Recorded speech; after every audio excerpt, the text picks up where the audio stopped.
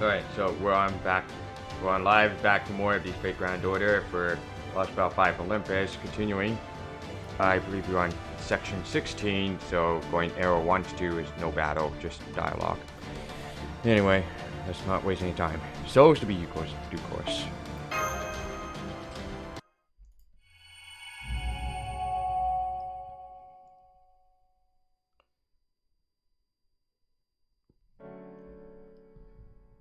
Who? Who?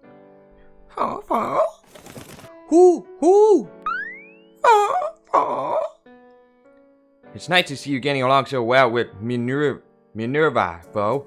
Is this the first bird friend you've ever made? Just try not to jump on her too much.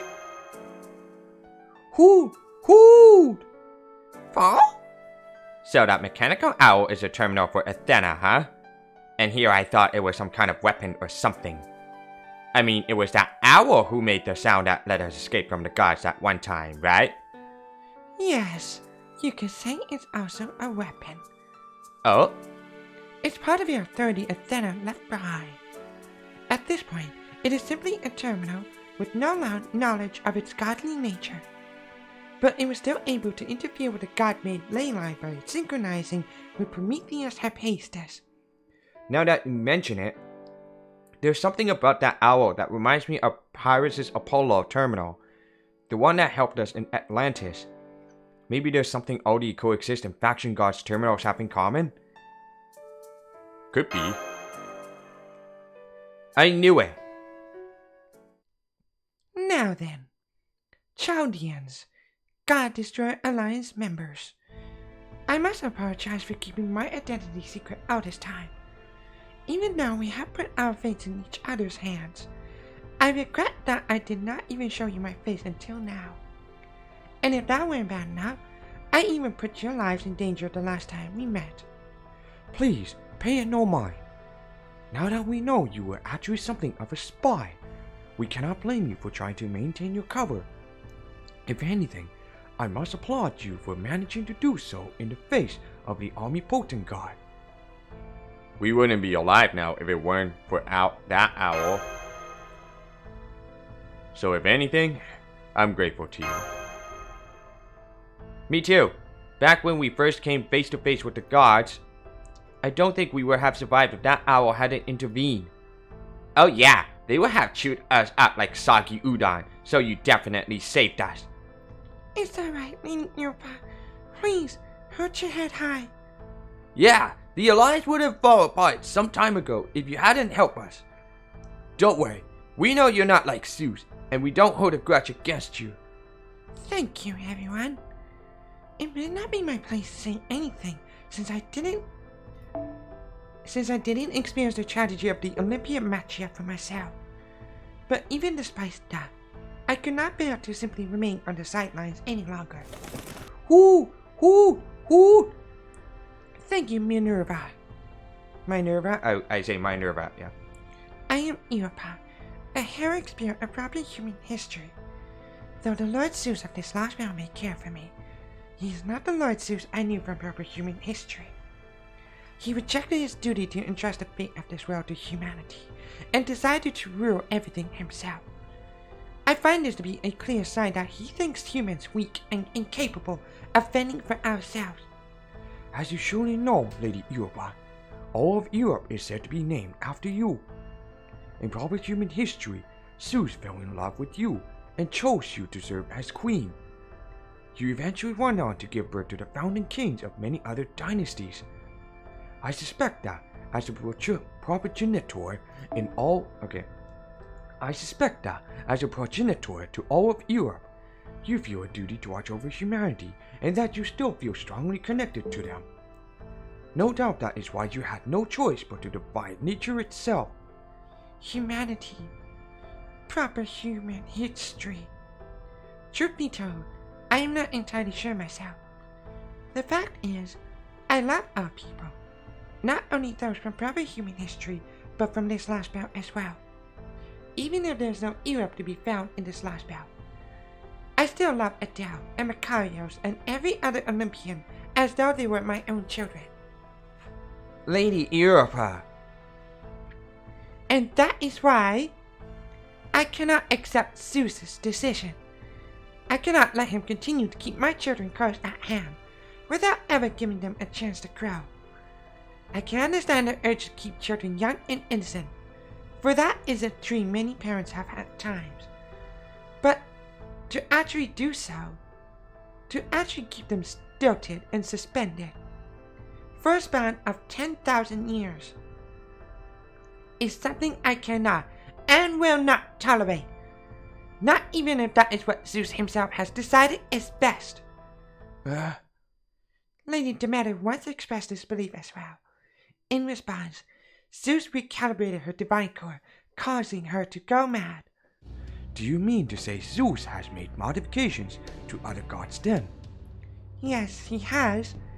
It was Zeus burning Lady Aphrodite that made her forget how to love and caused her to lose one of her two sides. It is said there were 4 gods who stood by Zeus during the Olympia. But the reality could not be farther from the truth. The truth is, none of the other gods stood with Zeus. So he killed 5 of them and brought the remaining 5 over to his side with sheer force. The remaining 5? Hold on, please. The gods who survived the fourth Machia were Artemis, Poseidon, Demeter, Aphrodite, and me, Hephaestus. Though in my case, Zeus chose not to destroy me completely, but kept my brain alive in order to help run Olympus more efficiently. Though of course, for my part, I've been syncing up with Prometheus and cutting off Zeus's supervision network. And together, he and I became the Alliance's collaborators. So we're talking about a god who controls people and other gods, huh? Yikes. I hope you can forgive me for speaking so plainly in front of you, Your Majesty. Of course. Frankly, I have felt the same way for a long time. Lord Zeus was so loving in proper human history, but here in this Lostbelt, he chose to become something truly frightening. Now, no one can reason with him. Not me, nor Lady Hera. Lady Europa.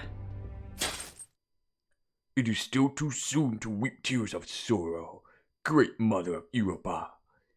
Now that we are all here together at last, we shall be the ones to finally slay him.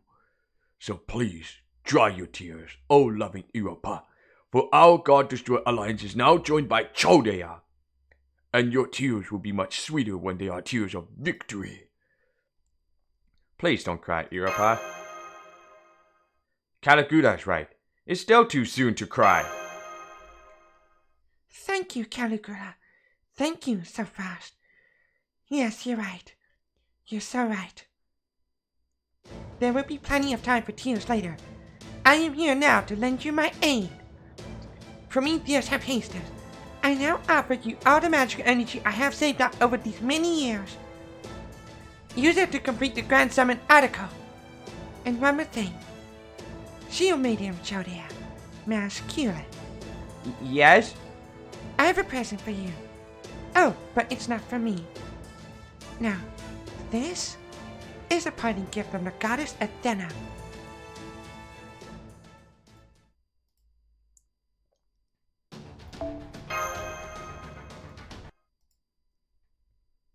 Okie dokie, I'm gonna head back. Okie dokie, I'm gonna head on back now. I'd love to stay for dinner, but I'm afraid I'll have to take a rain check. Too many prying eyes and keen noses in the great Orbital shrine. All wondering where little old me might be, after all. Aw, you going to miss me, Bo? Well, you're no fun, but I wouldn't have you any other way. Anywho, Queen Europa, I'll let you know if there's any news from over there, so you just take your time. In fact, it probably just raised suspicion if we went back together. Oh, and I'm gonna leave Minerva here, so you sure to warp out of here in case of emergency, okay? Alright then, ta-ta for now. See you later, Mashy.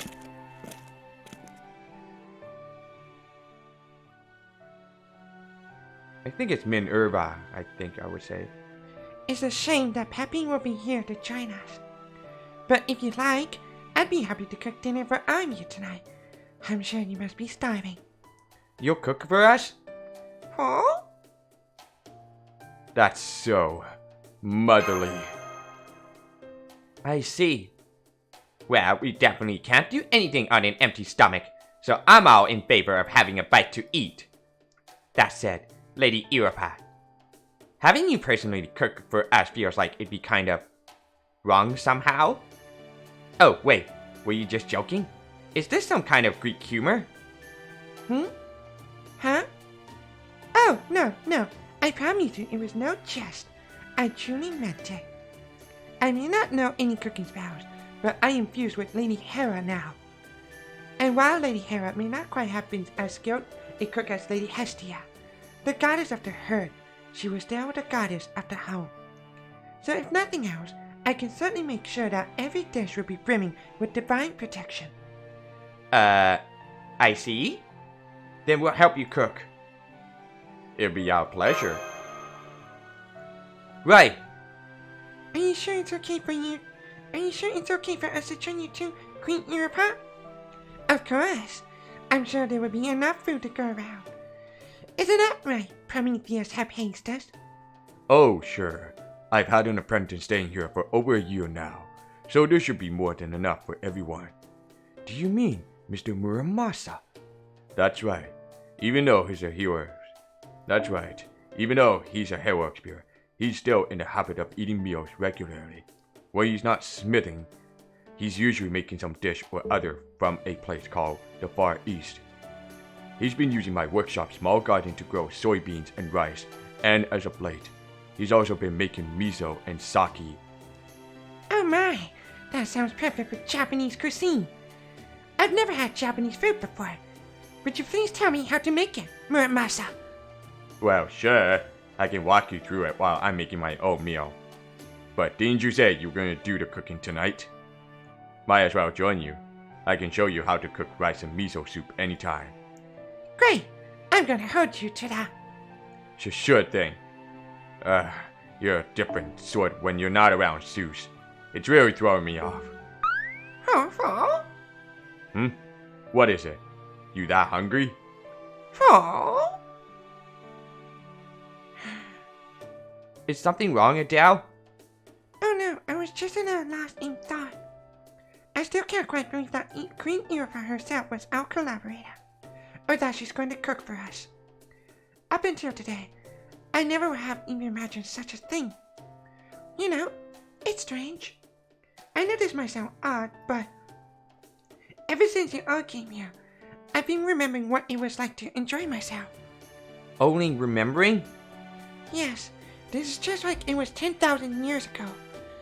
Back when we never knew that what might happen, and each day wasn't yet a foregone conclusion. Back when today was different from yesterday. And you knew tomorrow would be different for today. You're right, sister. I never thought the day would come when we'd actually get to slay the gods. And I never thought I'd see you standing in the kitchen happily cooking away again, either. And it's all thanks to you guys. Thank you, Mash. Thank you, Sofrash. I'm so glad. I'm so glad we rescued you. I don't know what we would have done without you two. Are you all done talking? Then I'd like everyone who's willing to help to come with me, please. Right. Coming? Macarios? Yeah, okay. I'll help you. Wonderful. I'm thrilled to see you all such helpful children. Now, let's go make something scrumptious. Now then, while the others are busy preparing dinner, I would like to check my notes on this Lostbelt against your database. Assuming that's alright with you, of course, Prometheus Hephaestus. Me? Well, since I've tasked my apprentice with supervising construction of the article, I guess I've got time to spare. Though my mental resources are sufficient for multitasking, I can answer your questions without slowing production. The Grand Summon article should be ready by tomorrow morning, no problem. So, Sage of Bravo Human History, What did you want to ask me? I see. Yes, your theory about the continent of Atlantis is correct, and your understanding of each Machia. Then, as I suspected, you and the other gods were originally supposed to lose your true mechanical bodies during the second Machia. Exactly. About 10,000 years ago, when we fought the White Death that descended it from the sky. It was apparently supposed to wipe out the entire prehistoric civilization, gods and humans alike. At least in proper human history. But we defeated it, and in doing so, managed to keep out Aletheia, or our mechanical god bodies, as you call them. Just a moment. Did you say prehistoric civilization? I sure did. Then, that must mean the lost civilization of Atlantis that disappeared during the second Liz Cosmachia. It is indeed. Oh, wow. This is a huge discovery. Then your hypothesis was right, Holmes. So the mystical continent of Atlantis really did exist. I see. So it was destroyed in second Machia, not sunk by the wrath of the gods as Plato would have. My data on the Great Floods all comes from proper human history, not this Lostbelt. I heard there were 2 floods in total, but I don't know any of the details. You'll have to ask our proper human history counterparts about those. Assuming you ever get a chance to meet them in your future travels, of course.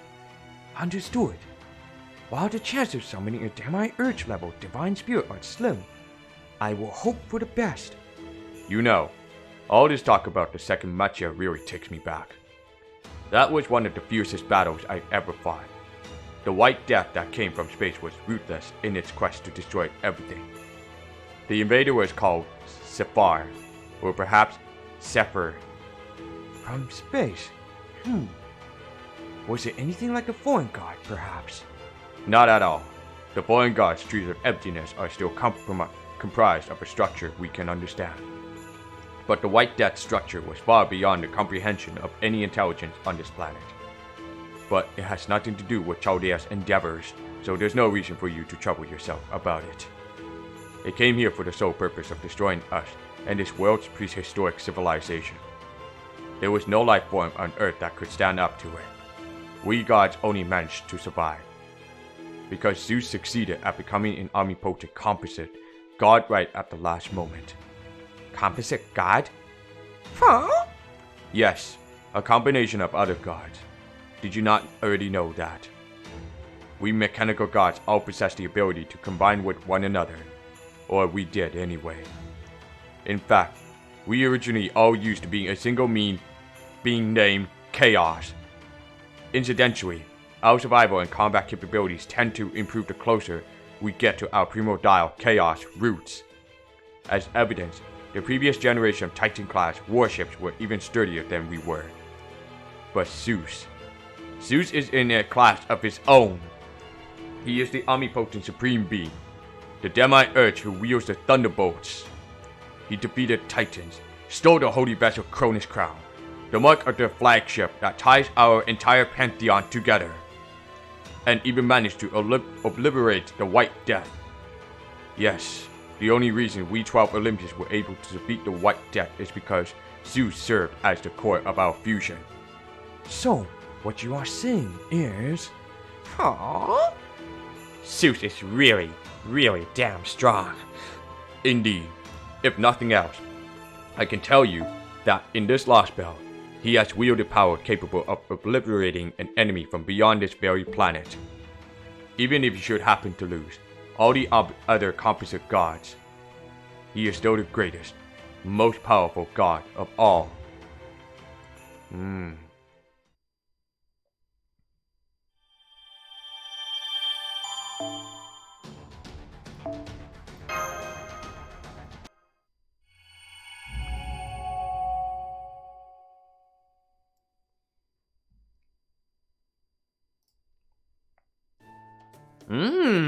That was so good. I've eaten in all sorts of ages and places, and your cooking, Lady Europa, was some of the best I've ever had. Man, when I first got to Olympus, I never thought I'd get to have such great breakfast, lunch, and dinner every day. Well, I guess I never did end up having lunch today, but this dinner more than made up for it. It really was a great meal. Yes, it was. I'd learned so much about both good nutrition and varied flavors from it. You know, I'd like to try cooking myself once we get back to Chaldea Base. I think I may just be able to put these experiences to good use in some way. Oh no, I didn't do anything special. I was simply copying what I've seen others do before. Adele and Macario did all the truly hard work. You are far too generous, Lady Europa. All we did was follow your instructions. You're a way better cook than any mere culinary student. Most of them only care about working on their so-called cutting-edge research. As I soon know the basic of NMP ingredients and culinary techniques, anyone can cook like that if they put a little love into it. Still, I do appreciate the compliment. Thank you all so much for helping me. If we continue work together like this, Operation God Destroyer should succeed in no time. Hurrah! Rah! Rah! Ho! Nero! Oh man, I haven't heard that in a while. I thought it only right that I shout on Canis' behalf as well. She may not have shown herself for dinner, but I am sure she is nearby, watching in her spirit form. Yeah, now that you mention it, I guess Canis is probably still kinda ticked. Though I probably shouldn't let Canis hear me say that, or she's apt to materialize just in time to bring her giant spear down on my head. Speaking of missing people, is Holmes still at it?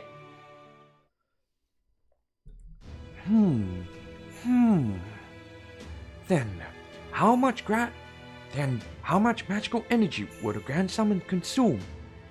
Normally, a summon makes use of the mana in the atmosphere and the summoner's own odd. However, if we are to summon a being capable of bringing down a god, I'm not sure even this Lostbelt's extensive reserves of atmospheric mana, which admittedly far surpasses anything to hand in proper human history, will suffice. So if we're to complete this grand summon, as the heroic spirit called it, I presume we'll need to augment our magical energy supply somehow. Of course you will. Strictly speaking, this summoning ritual doesn't use a summoner, given its vast magical energy requirements. I've designed it to make use of the infinity crystal above Olympus. Have you now? More accurately, I've designed it to access the infinity crystal through the Olympian's own god made of ley line.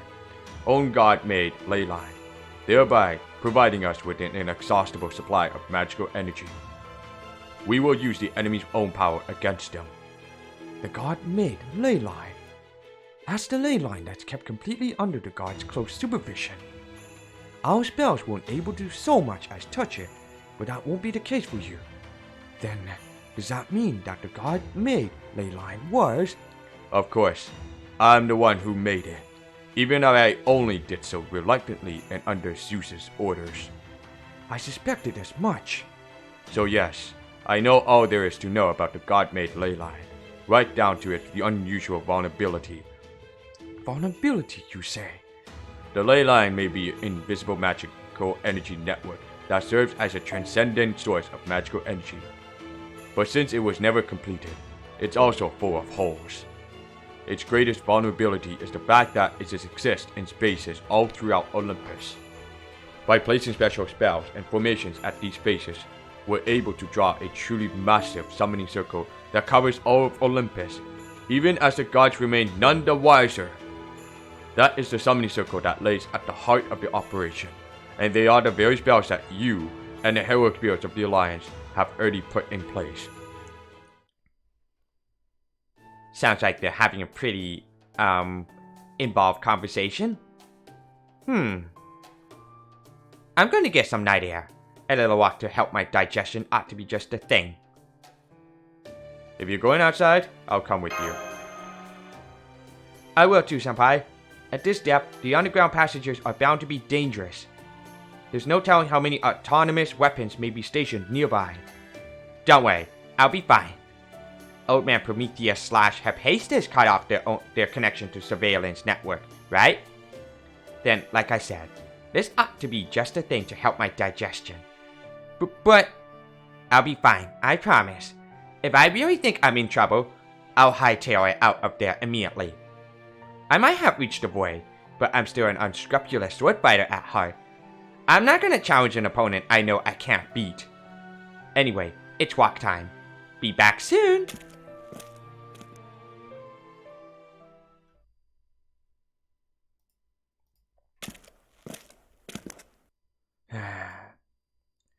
You know you guys didn't have to come with me, right? Or are you just here on a hunch or something? Well, Adele? Macarios? So Frost and Mash were right. It's dangerous to walk along these underground passages alone. Besides, I couldn't help but notice that Muramasa wasn't at dinner. At first, I thought he might be at the back of the workshop, but he wasn't there either. Sounds like we're thinking along the same lines. You hear that, Lord Muramasa? I know you can.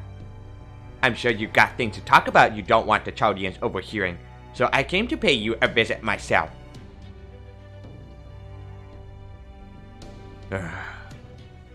Figured you showed up here, but I didn't expect those twins to come along too.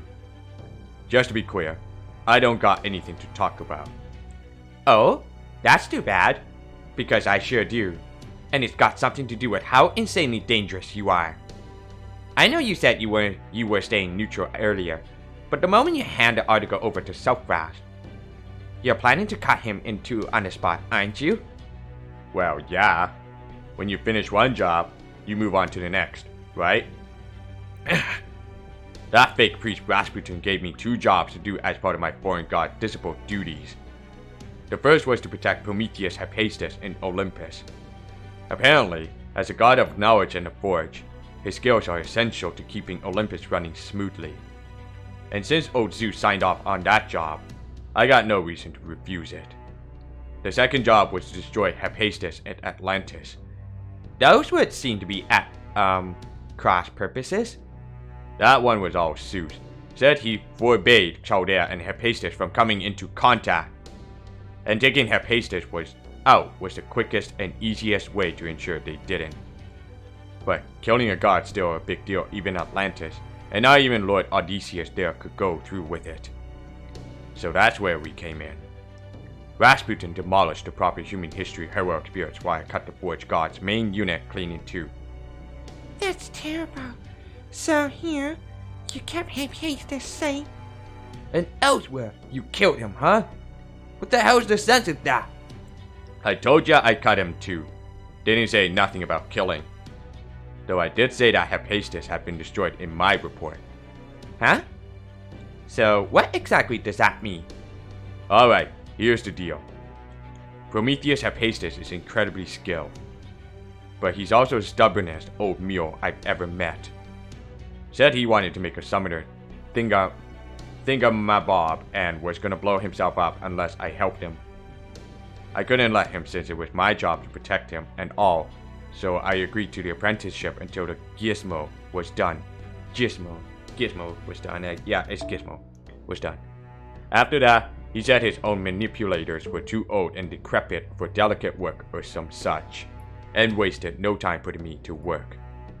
And one of those odd jobs involved going to Atlantis to fetch his backup data.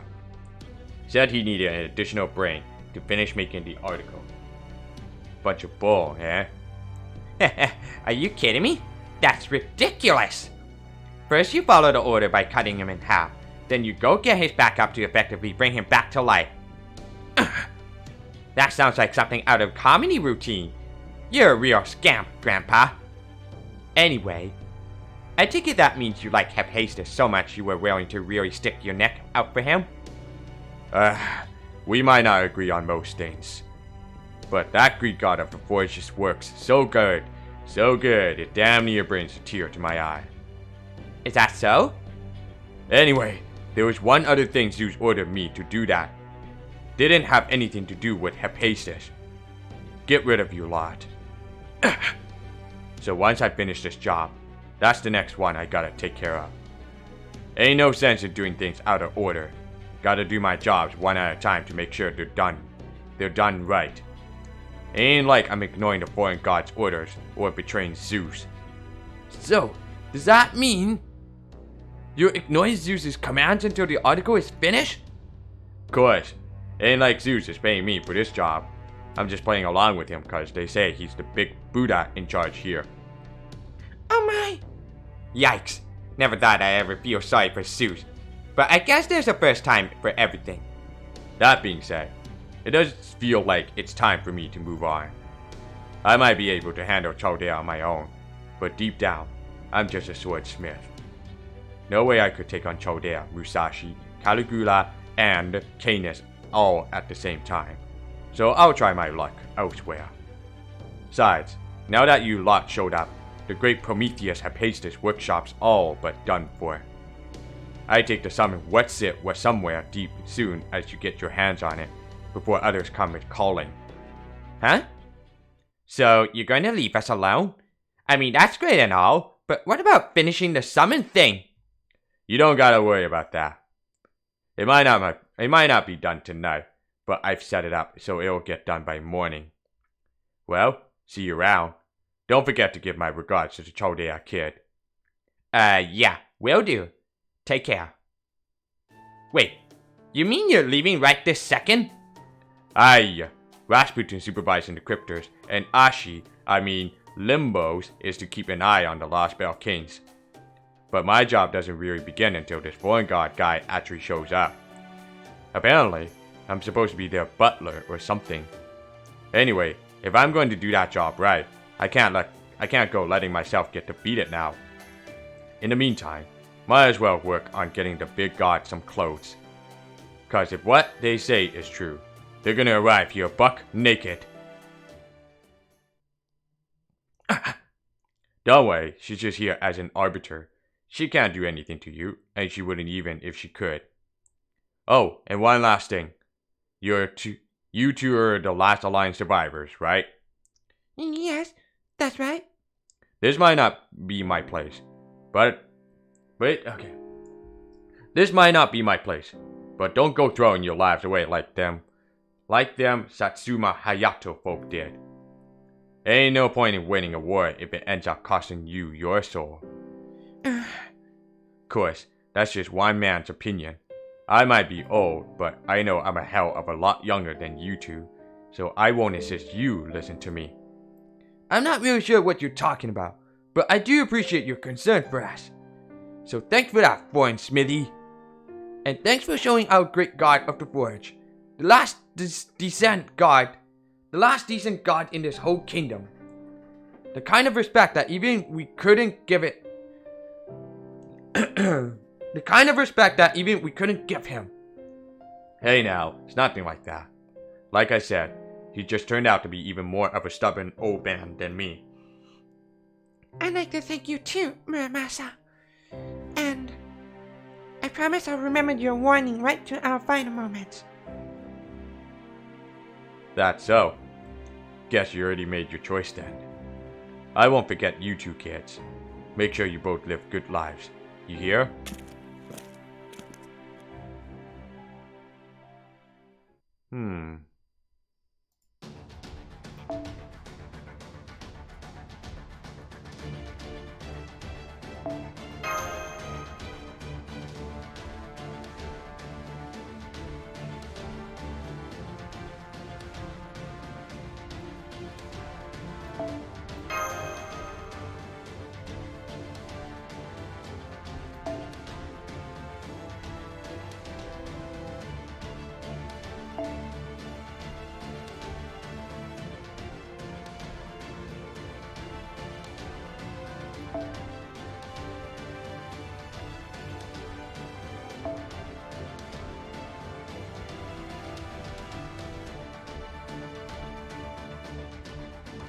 I'm trying to figure out. I'm gonna try do a bit of shenanigan things.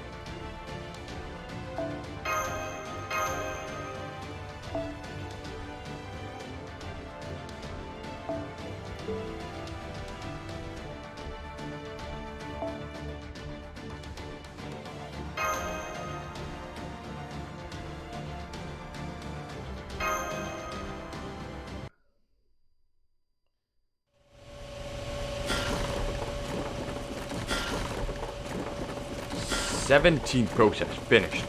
Grand summon article. Okay. 17th process finished. Grand summon article either summoning guidance spell inscription complete.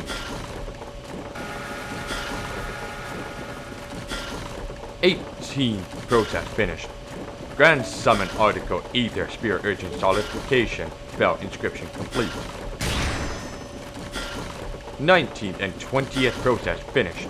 Grand summon article either perpetual magical energy source synchronization complete. All processes finished. Initiating grand summon article either materialization.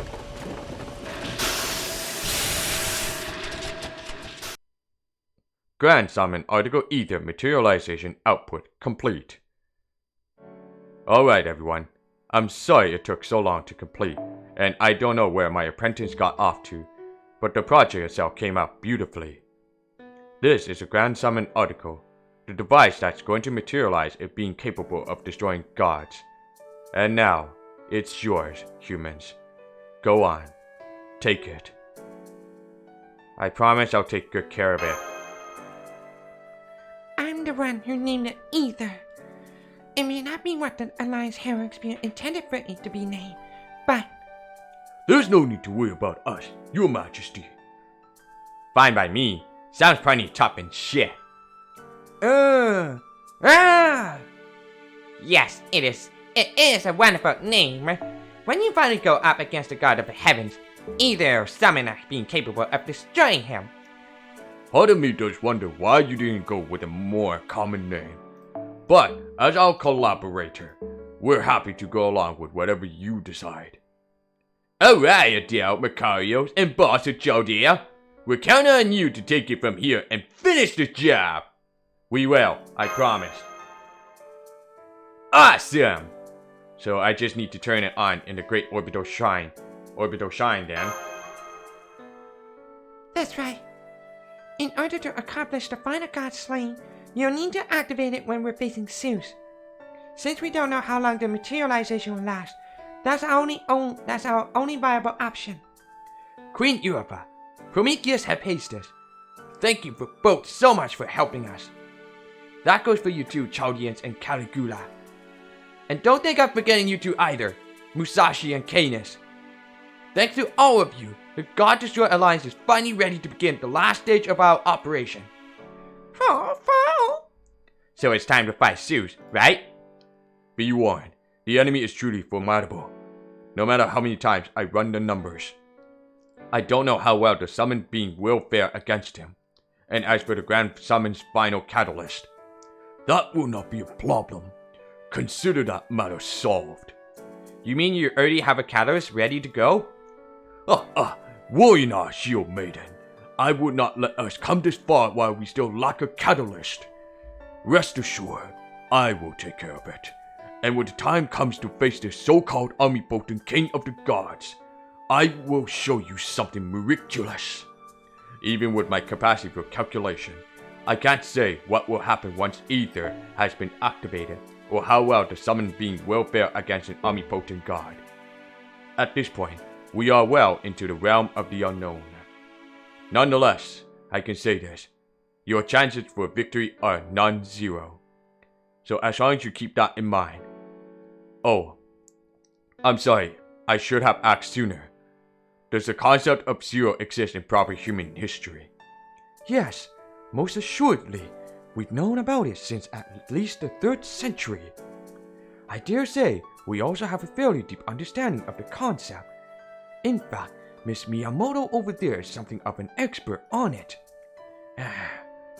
Ho, fascinating. A mathematician or philosopher would be one thing, but I never would have thought a sword fighter could reach such an understanding. A scholar would no doubt use their understanding to pass the concept on to other people as knowledge. But for a sword fighter to understand zero, I see. Then you must have attained it as a skill rather than as knowledge. Zero, the line that lies between positive and negative. A number smaller than any decimal and greater than any negative number. It is the void, the lack of existence. I see. The fact that you reach such an understanding with the sword just goes to show you humans truly are an unsolvable mystery. Oh, it was nothing. I just happened to get lucky, that's all. My old man used to go on and on about how he was the strongest in the world and how nobody could surpass him. So I figured, since the only number that could surpass 1 was none, that was what I had to strive for. Still, it's pretty amazing that I actually pulled it off, if I do say so myself. Not every sword fighter could empty their mind as fast as I did. Now that's the Musashi I know and depend on. Hey, I could never leap into enemy territory without looking if I didn't think I could handle myself. Either here might be our trump card for the final showdown, but it's still my job to make sure we get that far. And knowing you got someone else on hand to do the heavy lifting means I can really cut loose, in multiple senses. You're very modest, aren't you, Musashi? I think I'm starting to understand what makes you so strong. You always walk the fine line between trying too hard and not trying enough. You're open and honest with everyone, without ever looking down on anyone. I used to think of Bushi and Samurai as a kind of warrior class particular to Japan. But when I look at you, Musashi, I'm not quite sure how to say this. You think I'm a real badass? Ah, thanks. I am something of a freewheeling, happy-go-lucky warrior, so I think deep down, I'm really a lot like you guys. Right. Very nice. You are the very picture of warriors brimming with hope. Even as you are about to face Zeus himself, your smiles are unwavering. You truly make me think that if anyone can make this happen, you can. You know, Queen Iroha, at first I thought this gamble would be all risk and no reward. But I see that, even when my calculations say their odds of victory are 0, these people may just be able to pull it off. Oh, their chance of winning is certainly not 0. Of that, I have no doubt. Hey, Forge God, sorry to interrupt, but I've got a question. You said this workshop is cut off from the outside, and the only way in is through the door in the underground passage that's been partitioned off, right? That's right. Is something bothering you? Then, can you tell what's going on outside that door? Hold on. I'll run a periphery scan now.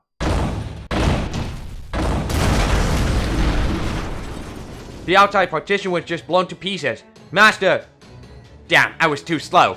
Mash, self-bash. Make sure we got a way out of here. Right. Aww. Over here, foe. You'll be safer inside my storage space than you will on my shoulder.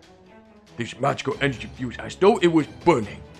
It has this Lostbelt unique scent and a god's unmistakable intimidating presence. But that is not all. I also sense something unutterably foul here now. Be careful, all of you. There is a darkness here among us.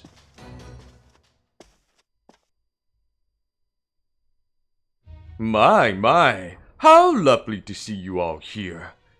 I suppose it's been some time since we last met, fine members of Chaldea. And you, Queen Iroha. Oh yes, and I can't forget you, members of the God Destroyer Alliance. I must say, you've put up quite a valiant struggle against the gods. I suppose I should introduce myself, yes? I am but a humble monk, A heroic spirit named Caster of Limbo. There you are, scumbag. I remember you and how your good looks are completely wasted on that head that keeps regrowing no matter how many times I cut it off. What are you up to here in Olympus? Ah, screw it. I don't even care. Your animus aura tells me everything I need to know. Oh, my, if it isn't my beloved Shimden Musashi. Yes, I remember you too, and how very many times you thwarted my designs in the past. What a shame that your vaunted heavenly eye is apparently so blind that it failed to even notice the spell thread I bound to the queen's garments. You trapped me with my own garments? How dare you, you barbaric god! Yes, that's right. Your mewling sympathy for your home in proper human history was easily exploitable. How utterly disgraceful. Whatever you may have been plotting, and plotting you were, by the looks of it, it all ends now. I'm afraid it's a touch early for curtains. In fact, I think we have just begun a whole new act. There I must disagree. I've been waiting for this moment for quite some time now. I'm quite aware of everything happening here. In fact, I only refrained from acting sooner because I was waiting for this Grand Summon article of yours to be completed. I can only imagine what lovely sounds you'll make when you witness it shattering before your very eyes. Limbo, you bastard! How very kind of you to say so. My great workshop is like my home. It should have no trouble detecting a spell from a single heroic spirit. What are you really? You're not a proper human. You're not a proper heroic spirit at all. Detect? You thought you could detect my spell? Why, of course you couldn't. Not when all of my spells have been blessed by our god. I should clarify. When I speak of God in this case, I am not referring to the gods of Olympus, but rather... You talk too much, barbarian! Yes, he does. Shall we kill him now, big brother?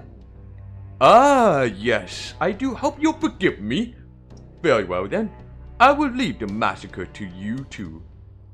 After all, it would be quite absurd for a disciple of the foreign god to clean up a mess brought about by negligence on your family's behalf. That's right, it would be. Now be quiet. So, we finally found you, humans. We found him, big brother. The Dioscuri! You always snatch our hope away from us. Every single time. Well, this time you won't. We won't let you take anything from us ever again. Both of you, be careful. The Dioscuri are a divine spirit servant. Please get back before they hurt you. You kept me waiting a long time. Now, this is where it ends. Don't think I've forgotten how you humiliated us with your filthy, worthless spell, lowly humans. Though our light will never be sullied by the pitiful death struggles of weaklings like yourselves. You should be thrilled that you managed to injure my pride. You're all in there for it now. No human has incurred Big Brother's wrath and survived. Now prepare for divine justice. Death to all of you! Goddamn bastard twins! The hell you so worked up over a bunch of humans for, huh? This is just like what happened last time, too. You sure you little shit aren't forgetting anyone? Ha! You thought I'm the one who didn't belong among the gods?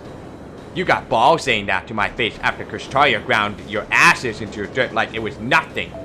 Did you forget how you had to go crying to Big Daddy Zeus, pleading for your lives? You got the great cadence to do it, and you dumb shit stay focused on these weaklings. Well, I've had it. Die, shitheads! They see God's spear. I knew it was too good for the likes of you. I said shut the hell up and die.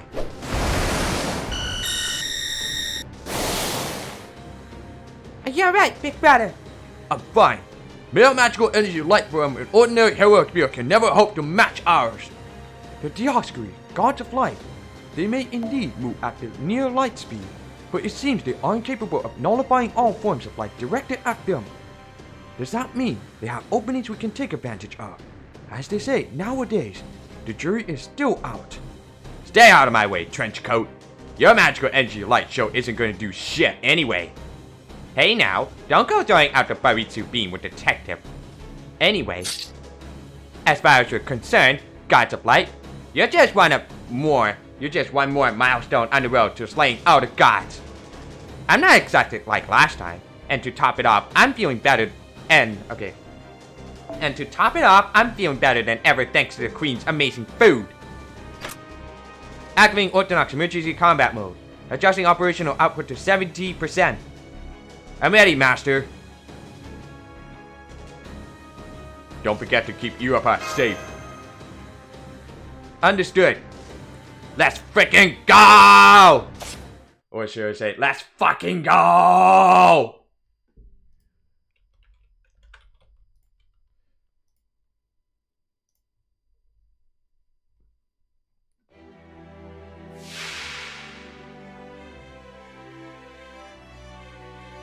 一気火星に畳みかける。じ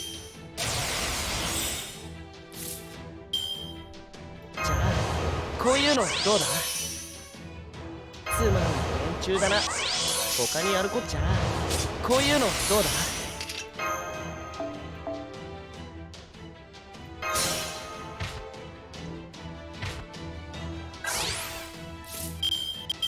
では俺も力を貸してやろう。罠を仕掛けるのは楽しいね。単純いけませんね。提案。敵将粛清討ち取ったり、排除。そして命の価値に区別なく奇策冷血をもって終わらせましょう。炸裂するは規格一陣。必要な犠牲でした。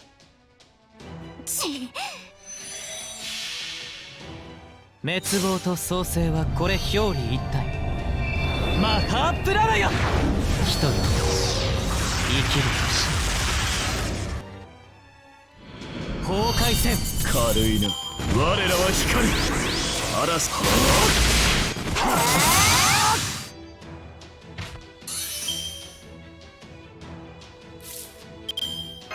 ゲルダの涙よ、心を溶かせ。いいだろう。少しばかり誇張し。ゲルダの涙よ、心を溶かせ。自爆しかありますまい。出直していらっしゃい。ならばこうしましょう。呵責なくよく行きましょう。好機ですよ。狂い咲く崩壊特別ですね。導いて我らは星。空にて輝く。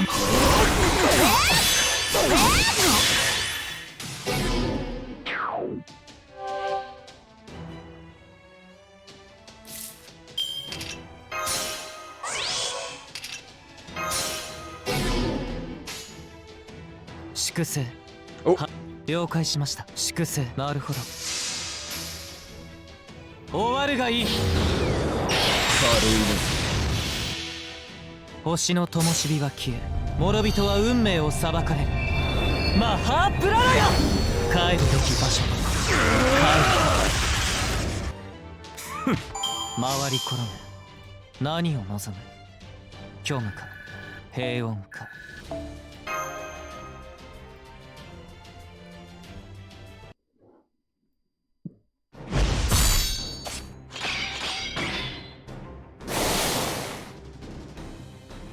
Insolent worms!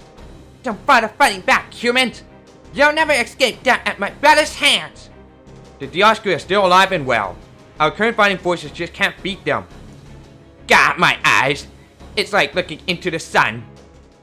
I don't know if they're actually moving at light speed or not, but I do know both their sword and this guts are really freaking fast.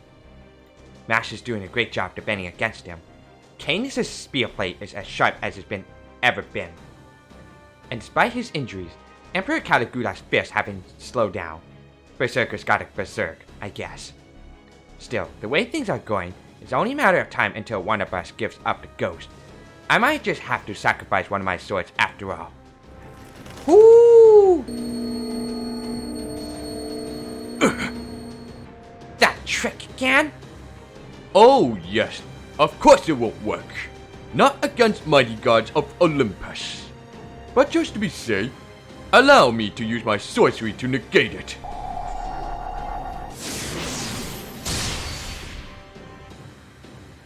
What? Did you just drown out the waves jamming the god-made ley line? Why, yes, I did. And while I'm at it, I think I'll rid us of this divine bird's intrusions once and for all. Who?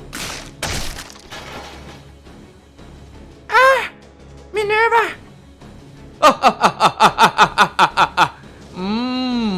As you can see, I have some facility with the destruction of machines. Allow me to demonstrate by ending the combined gods of knowledge and the forge here and now.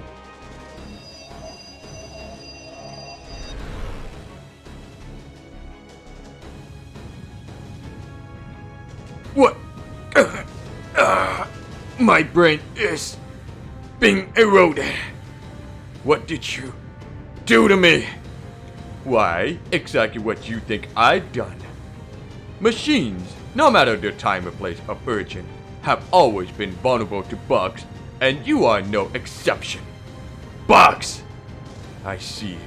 They transform your pulsating magical energy itself into spells.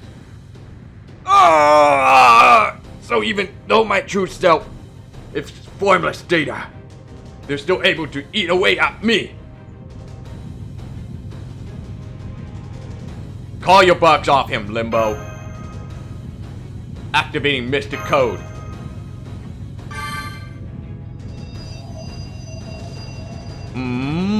What a shame.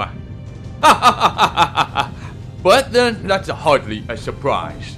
That may be enough to let you break through simplistic karma without resorting to a command spell. But against Shikigami insect filled to the brim with curses and blight, one of your mystic codes may as well be a gentle breeze.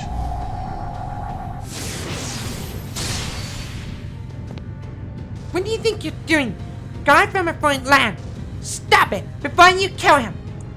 Surely you must know that Zeus considers him to be essential for Olympus's welfare. So why are you doing this?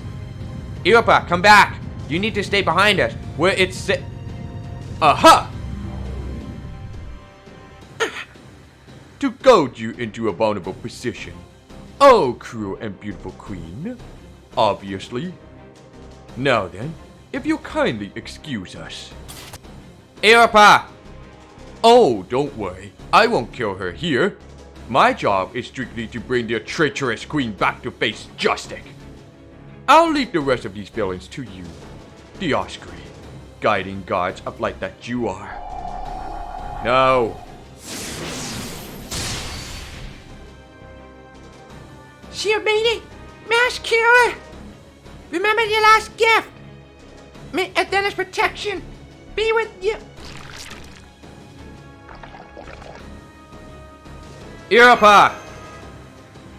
Limbo's magical entry signal has vanished. I'm not seeing Europa's signal anywhere in our vicinity either. He got away? How'd that piece of shit Jester pull that off? You'd appear to be using some manner of instantaneous travel. Although, such a thing shouldn't even be possible with existing magecraft. Perhaps it's some ability unique to foreign god's discipline, or a kind of spell still unknown to us.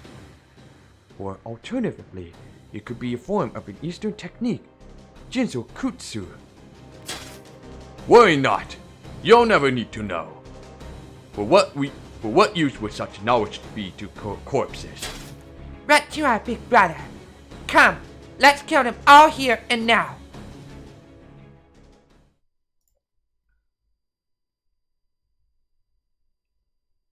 Alright, here we go.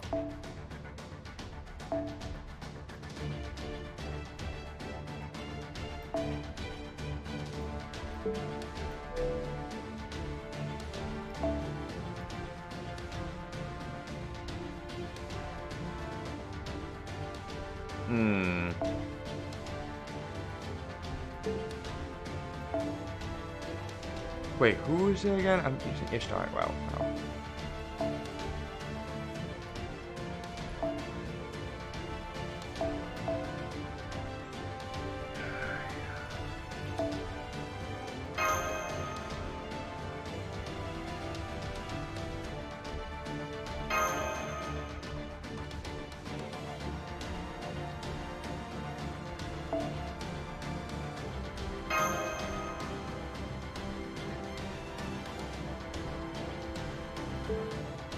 Okay, I'm just gonna wait until that daily login comes by.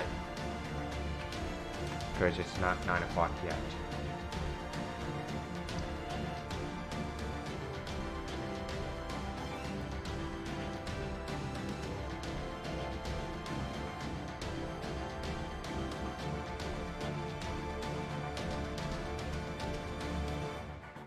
Okay, it's 9 o'clock now. I bet you there's gonna be, yep, it's Romulus's Curinus. Oh, you fucking serious? Yeah, no. Fuck you. Server is busy. Please launching the game again later. I am a good reception area, you know shit. Oh my god. Aniplex, fix your shit. Oh no, man. What the fuck is this server? Get some better upgraded server than being such a potato-ish like what Ubisoft. Don't be like Ubisoft, you did.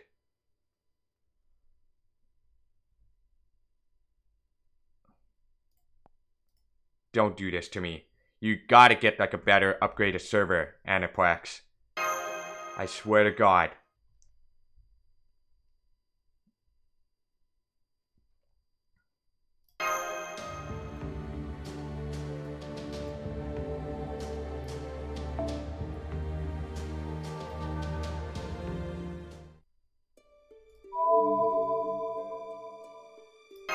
Yeah, whatever. Just get me back in the game.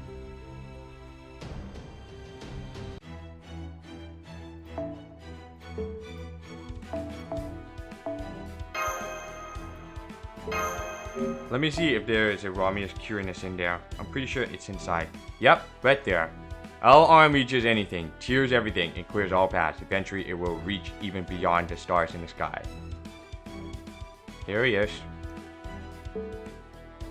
I'm not gonna roll it to him anyway. Not interested.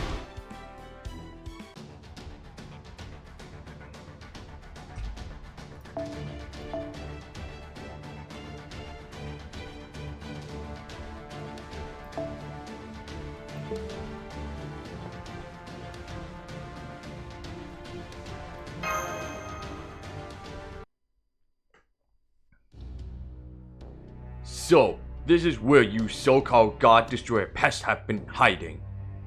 I suspected you worms might have been laying low in Hades' domain. But I still can't quite believe you were truly lurking in the underground infrastructure all this time. I doubt you only restricted yourself to Hephaestus' workshop either. I expect you were able to render this so easily because... You must all be underground dwellers. The people of Olympus are meant to live in designated above-ground areas where they can enjoy the light of the sun and the twinkling of the stars. But this underground infrastructure, Tartarus, to use its proper name, is a place of darkness created solely for resource distribution. It is no place for the living. Right you are, little sister. Tartarus is made up of parts from the old gods defeated during the Titanomachia, magical energy from the Gigantes defeated during the Gigantomachia, and the remains of the loser of the Olympia Machia. In other words, the underground is no more than a land of death and darkness, where only the dead may roam freely.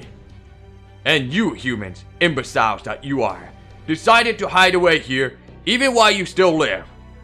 Death can be only price for this transgression, big brother. Right you are, little sister. This will be no execution and no administration of divine justice. We are merely exterminating vermin. Yes, big brother. Vermin? I heard that. Did you just call us vermin, Dioscuri? You're damn right I did! You humans were always weak and foolish, but once you chose not only resist the gods, but openly revolt against them, you ceased to be citizens of Olympus. Now, you are nothing more than disgusting insects! Yes, that's it. I always thought you pathetic god destroyers reminded me of something whenever I killed one of you. And now I see what it is. Insects! Nothing more than pests. Squash one and another pops up in its place. Ha ha ha ha ha ha ha! I finally figured it out. Insects! That's exactly what you lot are. It's not a very elegant comparison, Big Brother, but it is an accurate one. You make me sick. Was that directed at me, human girl? Yes, it was, Pollux. All you ever do is compliment your big brother, or agree with him. You don't have a single original thought in your head. When you truly care for someone, you just don't stand by when they're making a mistake, like your brother is.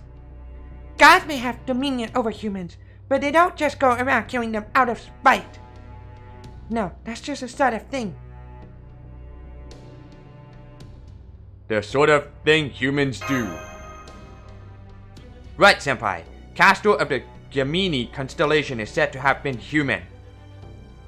We do know for certain that the gods known as Dioscuri were originally twins in ancient times. But over time, as they became part of Greek mythology, they changed. Pollux, the younger brother, was an immortal son of Zeus, while the older brother, Castor, was completely human. The true Dioscuri of your motives for all the atrocities and murders you've committed, including your brutal slaughter of the God Destroyer Alliance's membership, is really quite simple. Your orders from Zeus represented an excellent excuse, but you simply hate human beings. Huh?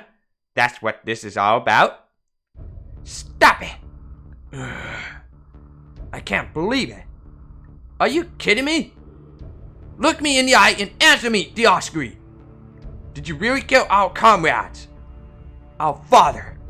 Our mother? Over some stupid, petty ancient grudge? Shut up, vermin! You are in the presence of gods. Loathsome humans.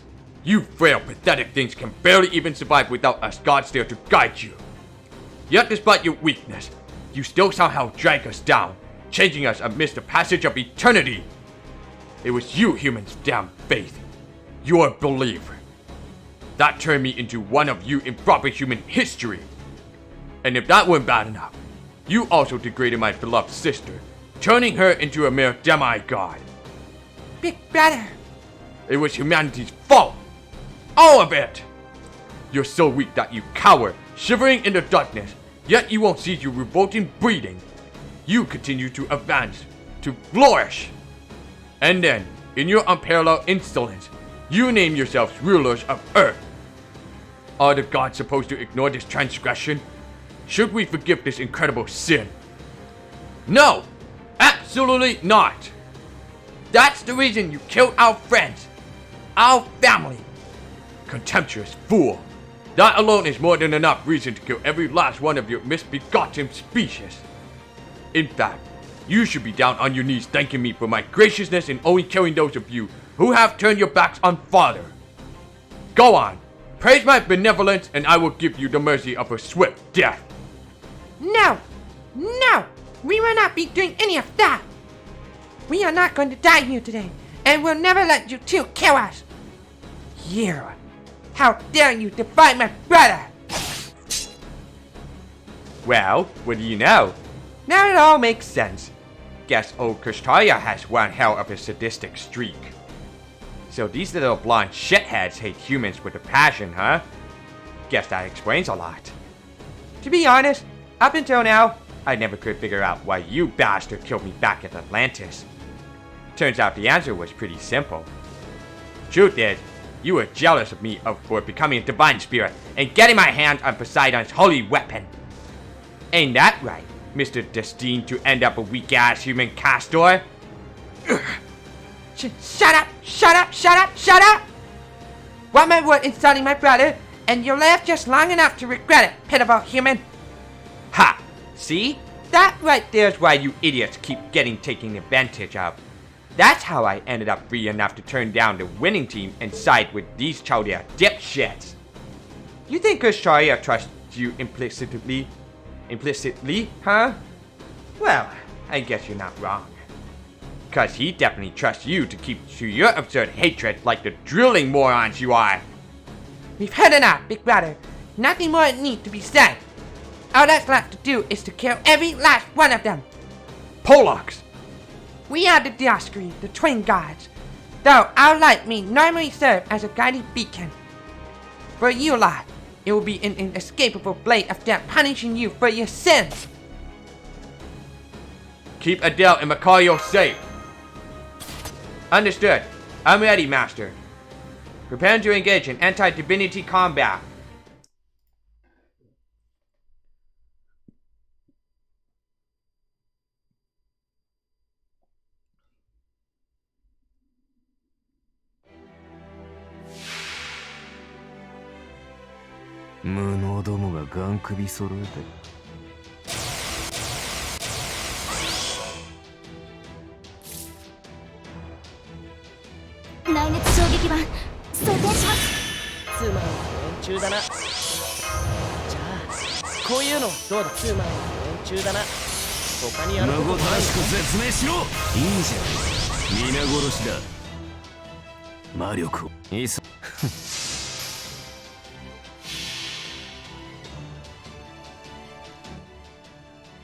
I am the bone of my soul.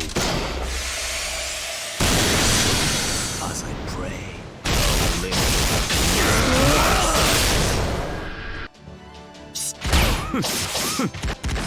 軽いな。ひざまずけ。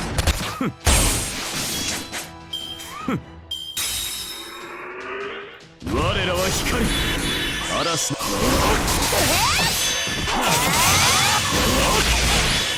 Yeah, of course you do. 内熱衝撃板装填します。パラドクスエフェクターセット。示弾はい。ああ。照準捉えました。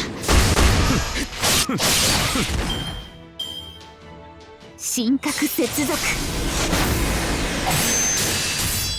天空にて輝く愛。ディアクルスデューダリダイ。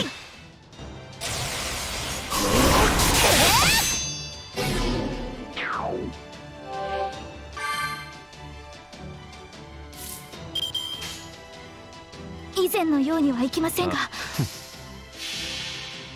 神明凍結展開、これは多くの道、多くの願いを受けた幻想の城。呼応せよモールド・キャメロット。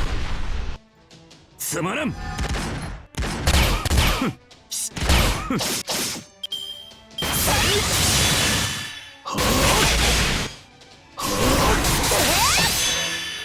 Youch.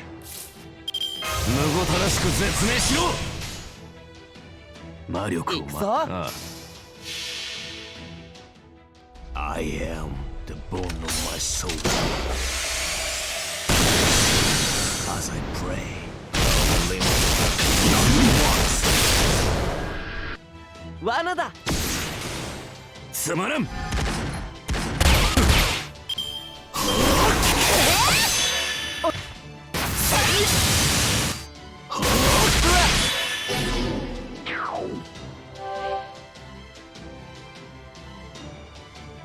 He's gonna die anyway.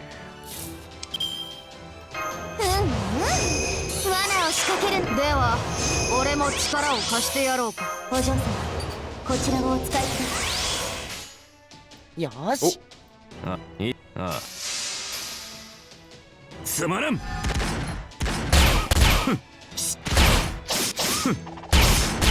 ひざまずけ。軽いね。Who's gonna die? 神格接続。Of course. 天空にて輝く愛。ディアスクルスデューダリダイ。Fucking great.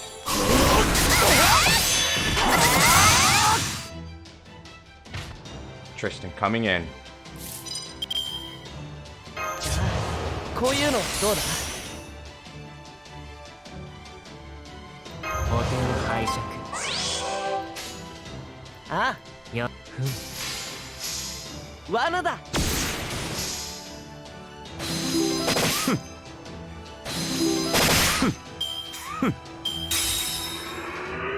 特別ですよ。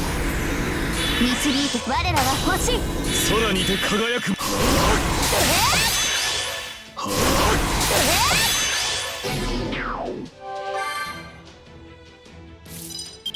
つまんない連中だな。他にやることない。こちらをどうぞ。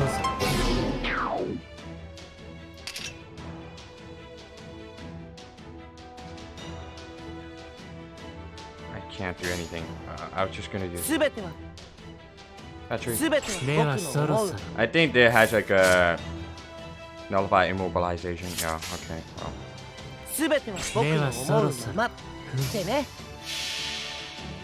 これぞ大軍師の究極陣地。 Stun immunity. Yeah. All about anyway. 痛みを受け嘆きを奏でるフェイルのこれが私の役割。軽いな。特別ですよ。導いて差し Okay.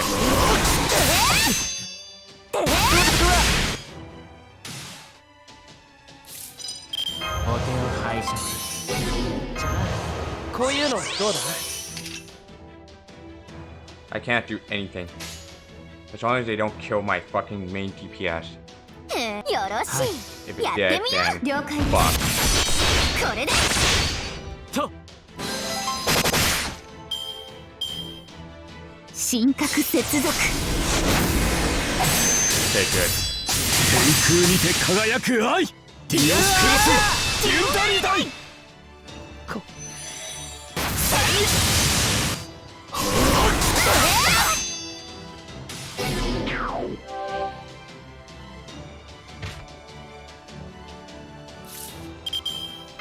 バリバリ乗ろんぞ。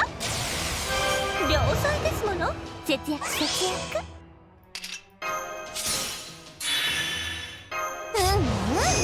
罠を仕掛けるのは。では俺も力を貸してやろうか。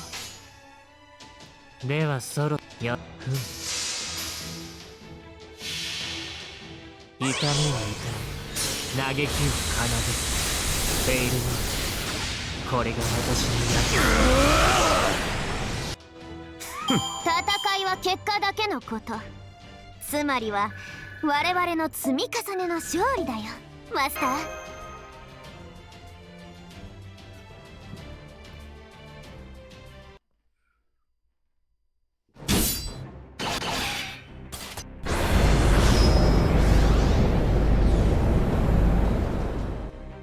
Oh no, you don't.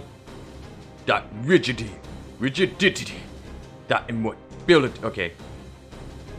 That rigidity, that immobility. It can't be. The light radiating from your shield is that. If that is protection, the Aegis? Impossible. Now that Odysseus is gone, the Aegis should no longer exist in this Lostbelt. Indeed, that is not the true Aegis.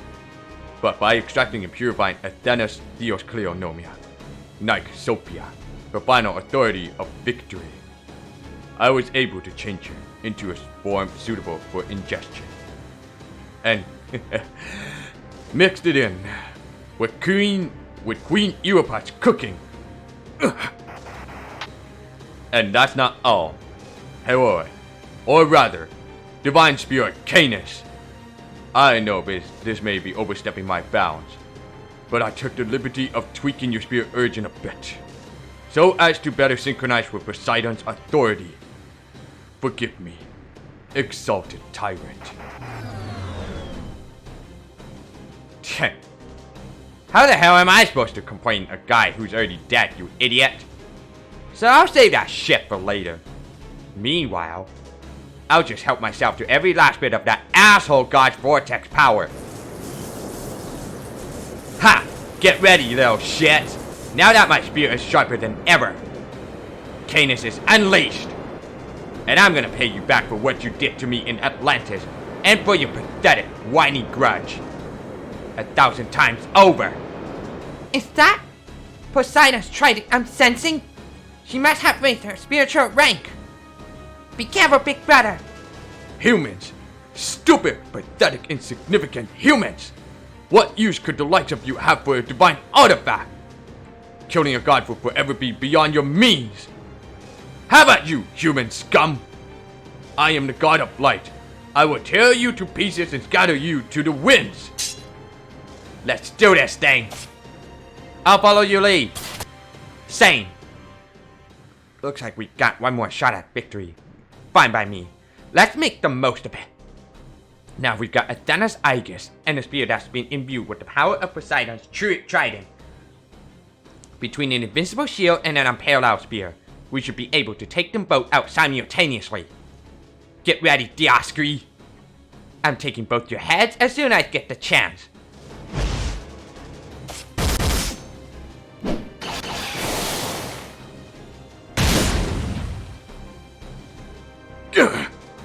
Big brother! This ends now! I already know exactly what to do to kill both humans and heroic spirits alike. He just looked my way. What? Senpai! Ooh. He got me by the head. I can't even move. Nobody move! On second thought, I take that back. Move if you like. Just know that if you do, I will use my light speed to rip his spine clean out through his neck. Haha!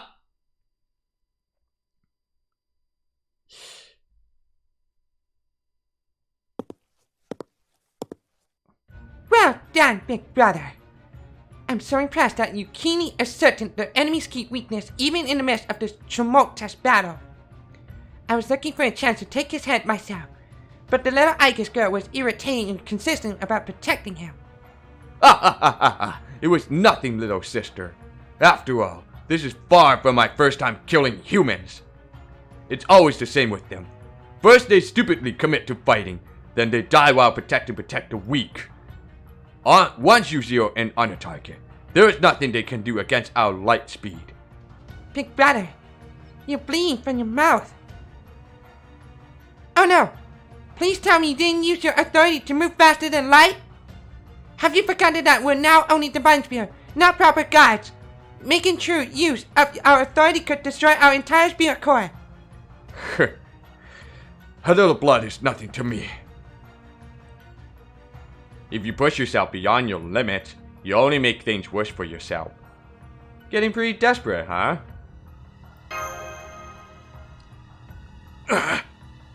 How dare you! Let's see if you're still as mouthy after I've torn your head off! Senpai! Don't move! Hold it! You just moved, didn't you? Then it seems I'll need to give you a fitting punishment, shield girl! Use that great shield of yours to cut off your own head, and I may just spare this man's life.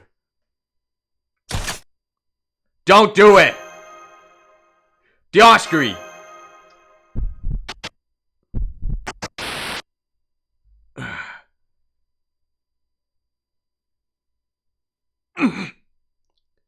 What? You? What was that, human? That power I just felt from your head. Was that? No, it couldn't be. The power to kill a god? You. It was you! That black light that killed Demeter and Aphrodite. The vile god killing weapon that shouldn't exist. You're its ammunition! Damn you, proper human history! Big brother, why did you let her go of him? Canis! Gah! Big brother! Senpai! Mash! Senpai is safe. The rest of you, take it from here. Take him down, twins.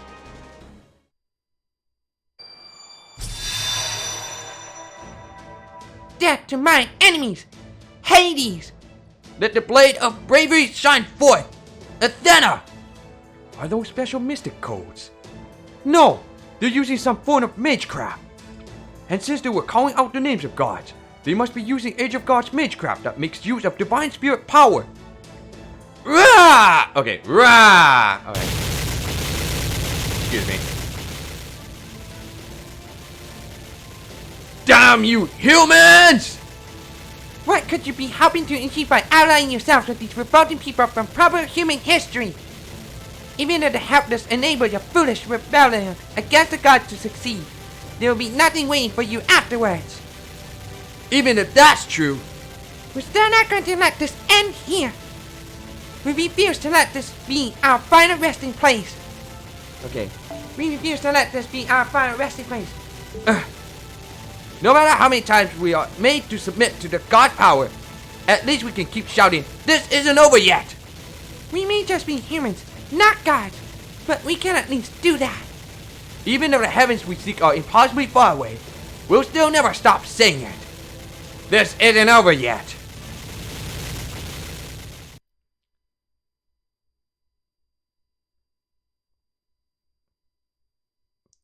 Then, I'll ask you this.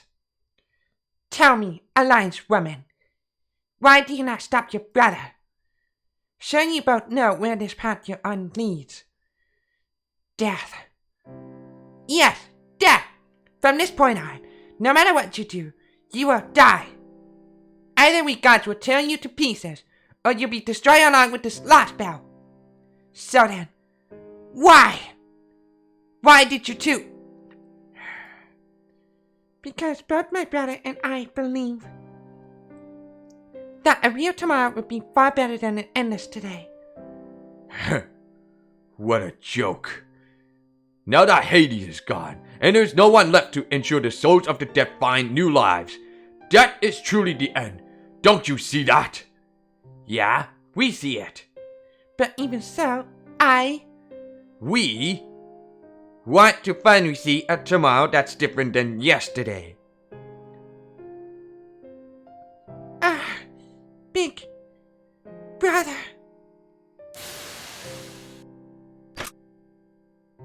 The two enemy servants' magical energy is rapidly vanishing.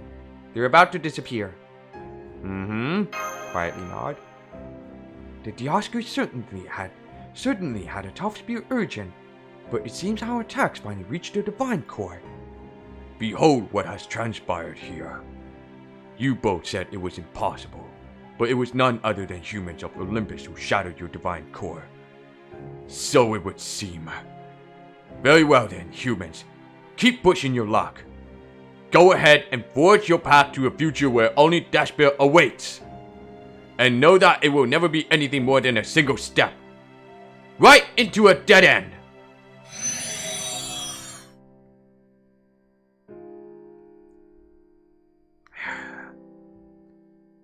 Be that as it may.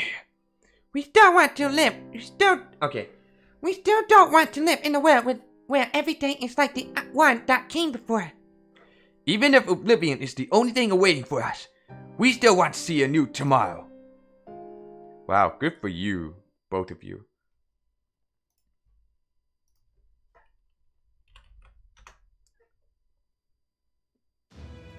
And there you have it. The Dioscuri have vanished, and Prometheus Hephaestus has completely shut down. But Chaldea is still alive and well, along with the two God Destroyer Alliance members. Oh, and Cain is still working with them too. She must be pretty peeved at you for forsaking her. Yes, I suppose he would be. I cannot blame him for feeling that way either. Of course, I can't imagine an apology from me would be met with anything other than a demand that I shut up. That's it? You are a lot less bothered by this than I'd expected. I do feel bad for what happened to Dioscuri though. I wish I'd been able to better get through to them. Huh? What do you mean? I thought you and the Dioscuri got along swimmingly. We may have gotten along, but we never truly understood one another. They hated humans too much for that. I told them I was going to make a new Age of Gods, and even revealed my friendship with Zeus. But they simply weren't able to discern what it is I seek. And for my part, I wasn't prepared to face the full extent of their hatred. You know, perhaps Sopras would have done a better job than me of getting to the heart of their weakness being their hatred for humans. But did Dioscuri worship the ground Zeus walked on? As his friend, didn't they look up to you as well? That's different. They never got as far as forgiving humans. They only accepted me because Zeus did. You know, now that I think about it, I wish I hadn't fought them in front of Zeus. I doubt things would have turned out this way if they hadn't had Zeus acting as judge in the background. Hey, what's done is done. You can't expect anything and everything to go perfectly, even for you. So let's just forget the past and focus on the present. With Canis and Dioscuri gone, you've lost almost every soldier at your command. Are you sure you're in good enough shape for the endgame? Now that Zeus has lost Demeter and Aphrodite, he won't hesitate to use the Tree of Emptiness. We both know Tree of Emptiness, Magellan, is currently the single biggest pool of magical energy on this entire planet. But us cryptos are supposed to be the ones to use it. We can't let Zeus get his hands on it first. And that means when the chips are down, your alliance with Zeus will fall apart. So does that mean your greatest adversary isn't Chaldea, but Zeus protecting the Tree of Emptiness? Oh, I wouldn't put it that way. My greatest adversary certainly continues to be Chaldea. That's why I used up one of the last 2 times I planned to personally fight on them. It's a shame how that battle turned out. So far was just too amped up to think straight. If he had held his ground as resolutely as I heard he did in the Temple of Time, it would have been a much closer call for me. The truth is, in practice, there wasn't much difference between Sopras and my combat capabilities. His various exploits to date have proven that beyond a shadow of a doubt. I'm still a lot more scared of you and your ability to say so. It shows you know you easily got the upper hand, if you say so. At any rate, whether or not we have a rematch is entirely up to them. I've always promised Zeus that I would fight them last. It's even part of our contract. Huh? You see, a rematch to decide the fate of this world of gods was his condition for cooperating. Rather heartwarming, isn't it? I guess not even the king of gods could permit a loss to stand. Huh? That's a surprise. I never would have thought the great and mighty Zeus would have such, well, human motivations. Of course he would. No one lacking that quality would take on the task of being the god who leads humanity. Which is why I pity him for the decision he is about to have to make. Namely, the choice of what to do about Queen Europa and her betrayal of Olympus. Oh.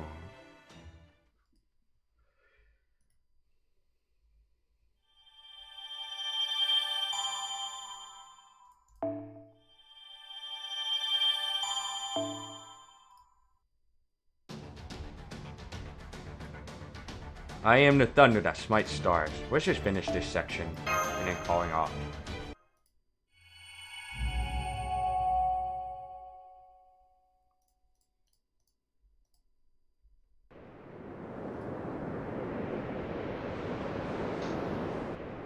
Directly beneath the 5th Tree of Emptiness, Magellan. Interstellar Mountainous City Olympus. Great Orbital Shrine Olympia Dodana, the center of its operations.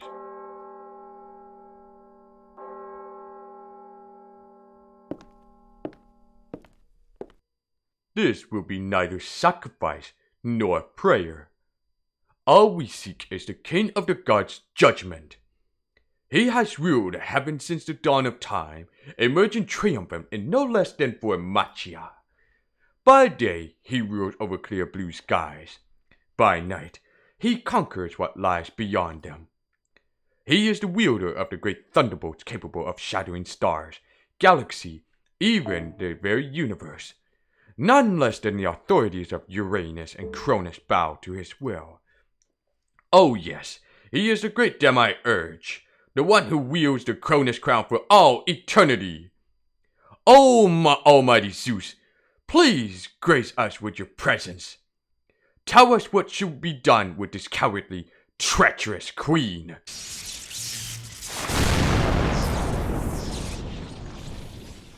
Europa, I trust you understand why you, my priestess and queen, stand here awaiting sentence like a common criminal.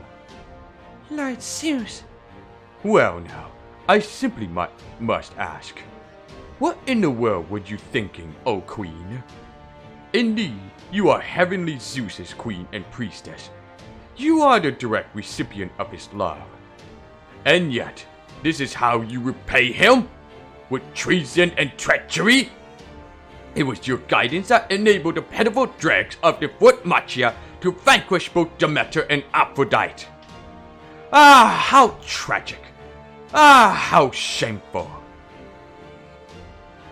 Even worse, it was all for nothing. No matter how hard you struggle, your proper human history home will never return. There is no longer a Europe to call you mother. What a waste! What utter foolishness! I suppose this is simply what comes of letting humans act on their feelings. Enough! You know we have no reason to involve ourselves with Olympus's affairs, Limbo. Our only job is to await the foreign god's advent. Your interference has far overstepped its bounds. Oh, believe me, I was very uncertain as to whether I should get involved. But when I saw such a deplorable spectacle unfolding before my very eyes, why, I simply couldn't help but take these matters into my own hands. Indeed, if offering up my own head would make things right, it would be a small price to pay. Gods from foreign lands, the time of judgment is at hand. There will be silence in my great shrine. Yes, of course, my most humble apologies. In that case, yes, by all means. We, disciple of the foreign god, humbly await your most just and righteous decision. Almighty Zeus. Please, take all the time you need.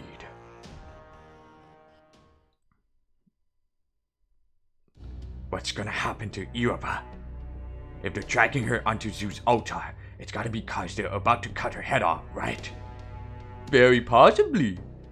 Damn it! I don't get it. Europa still hasn't told them our names, even though we'd make perfect scapegoats. Why not? If she just tells them us cryptos made her do it, I'm sure they'd at least spare her life. Calm down, Kadok. You really should learn to think before you speak one of these days. I know Zeus agreed not to listen in our conversations as part of his contract with Kushtaria, but we don't know for sure if he's keeping. We don't know for sure if he's keeping his word. You're right. I'm sorry. That said, the fact that his thunderbolts haven't already burnt us to a crisp is a good sign that he is. As for Europa, it's really not hard if you think about it. There's a very simple reason she's not saying anything. It's because she doesn't want you to die here. Or me, for that matter. Besides, I'm pretty sure she hasn't given up yet. Even now, she's chosen to remain materialized instead of ending her own life. She's very strong, isn't she? Well, of course she is. You don't get to be the mother of Europe by being weak. Kadok? I'm gonna go see Wodai. I don't know if it'll make any difference, but I'm gonna try coming clean. Go for it. In the meantime, I've got something of my own I want to try. You're not gonna kill yourself, are you? Of course not. There's no way I'm dying in a well without David in it. No, I'm just going to make sure a certain cartoonishly evil monk gets a bit of comeuppance.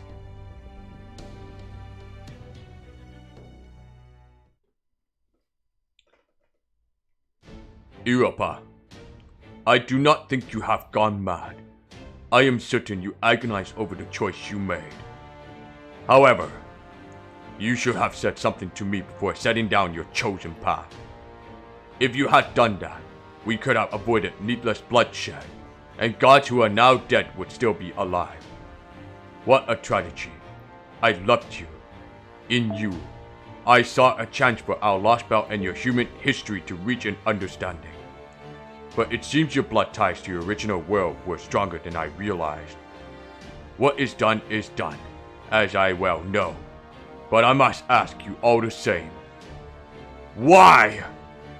This Lostbelt, this world over which I rule, is the path this world must take for Earth to be restored, for mythology to be restored. This is the path humans are meant to follow. And yet, why, my queen? Why did you do it? Oh, kind and gentle Zeus. Alas, what you feel for humans like myself, my dearest Zeus, is not love. You are a great protector of humans. You do a wonderful job guiding us. I can even see genuine compassion in your eyes when you look upon us. It is, however, not the manner in which one looks upon equals. It is the manner in which one looks upon pets. Surely in your great omnipotence, you must already know that. Europa. Indeed, I do.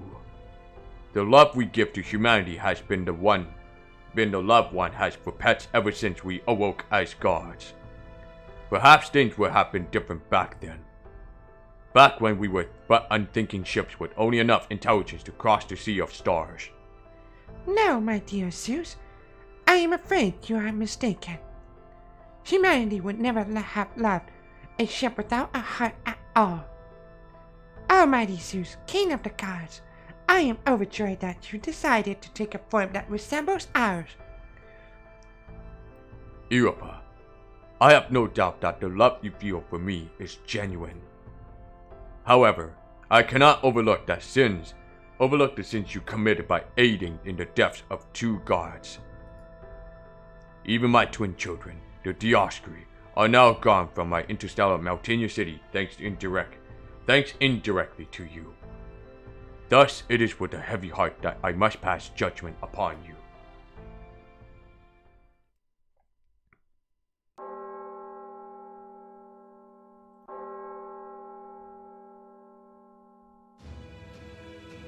Attention, my beloved citizens of Olympus. Okay, attention, my beloved citizens of Olympus. I, the all-powerful Zeus, bring you news from atop Great Orbital Shrine Olympia Dodona.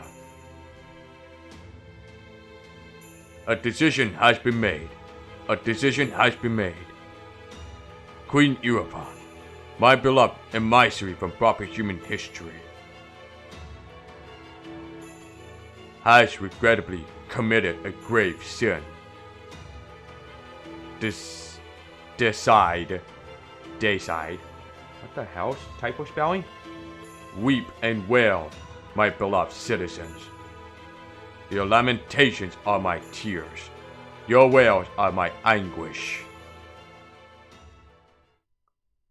At noon today, upon Olympia Dodona's great altar, there will be a public execution of Queen Europa. Oh shit. My beloved citizens, you will all be shown video of the execution. Watch it closely. Let tears spill down your cheeks. Once the execution is over, you will be permitted to mourn the loss of our queen for the next 100 years. Jeez. That sucks.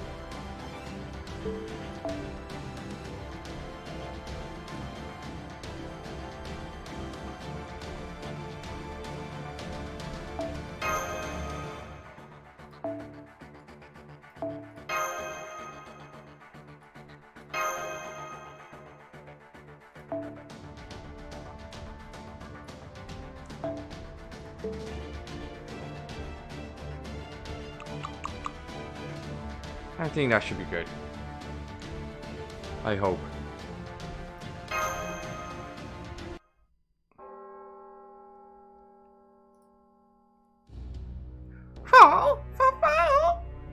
Did you hear that, Senpai? They're going to publicly execute. I heard. And noon is only 3 hours from now. High noon. Easy there, young man. I can't have you running off yet again when we only just re-established our connection. Just to make sure, you are safe and sound back in the Alliance base, yes? Good. Now, hold on just a moment. I've just finished going over your latest reports, and I need a moment to think.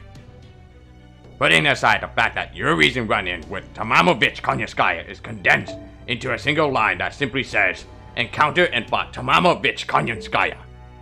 Oh yes, I took the liberty of abridging our battle report, as she continues to be a rather sore subject for Gorda. In the meantime, I would appreciate if you keep the truth about her identity just between us, at least until our mission here is concluded. Gotcha. I say, why are you all hushed up over there? We can hardly afford to be confused right now. I also see that Grand Summon Article Ether is now in your possession. Good, good. It's most unfortunate that this collaborator, Queen Europa, was captured. It's also a great shame you lost a capable ally in Prometheus Hephaestus, and that the enemy now knows about your underground hideout. However, in spite of all that, we are by no means at a disadvantage. Thankfully, Queen Europa's execution does not change our situation, which is the most important thing. Really, now that the Ether is safely in our possession, it seems to me her role in the operation is over. Am I wrong? Well, True, I doubt the collaborator will have a major part to play from here on. While this will, of course, be easier said than done, for the final phase of Operation God Destroyer, we need only to activate Ether in front of Zeus. As such, painful though it may be, there is nothing for us to gain by rescuing Queen Europa from her public execution.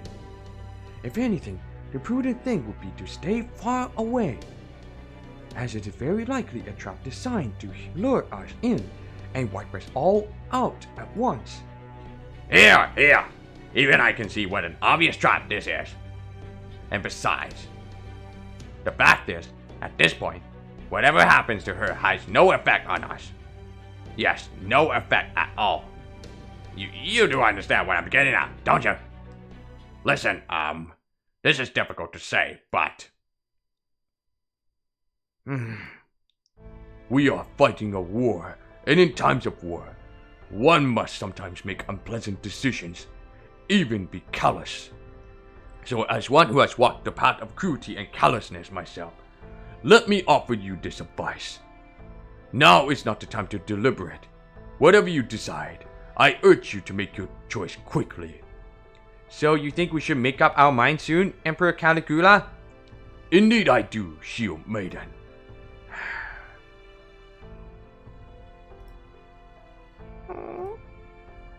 Right now, our ultimate objective is to cut down the Tree of Emptiness. And to do that, we'll also need to slay Zeus. Of course, we know what will happen if we're successful. Cutting down the Tree of Emptiness will end this Lostbelt, causing all of Olympus to disappear. And Adele and me will probably both end up dying. oh, We've never been able to observe from the inside exactly what happens to a Lostbelt when it disappears from Earth. So I can't say for sure what will happen. But yes, we expect everything will disappear. And the chance of any life forms inside the Lostbelt surviving is vanishingly small. yes, we understand. The gods once told us that the destruction of Tree Emptiness would mean the death of all of Olympus.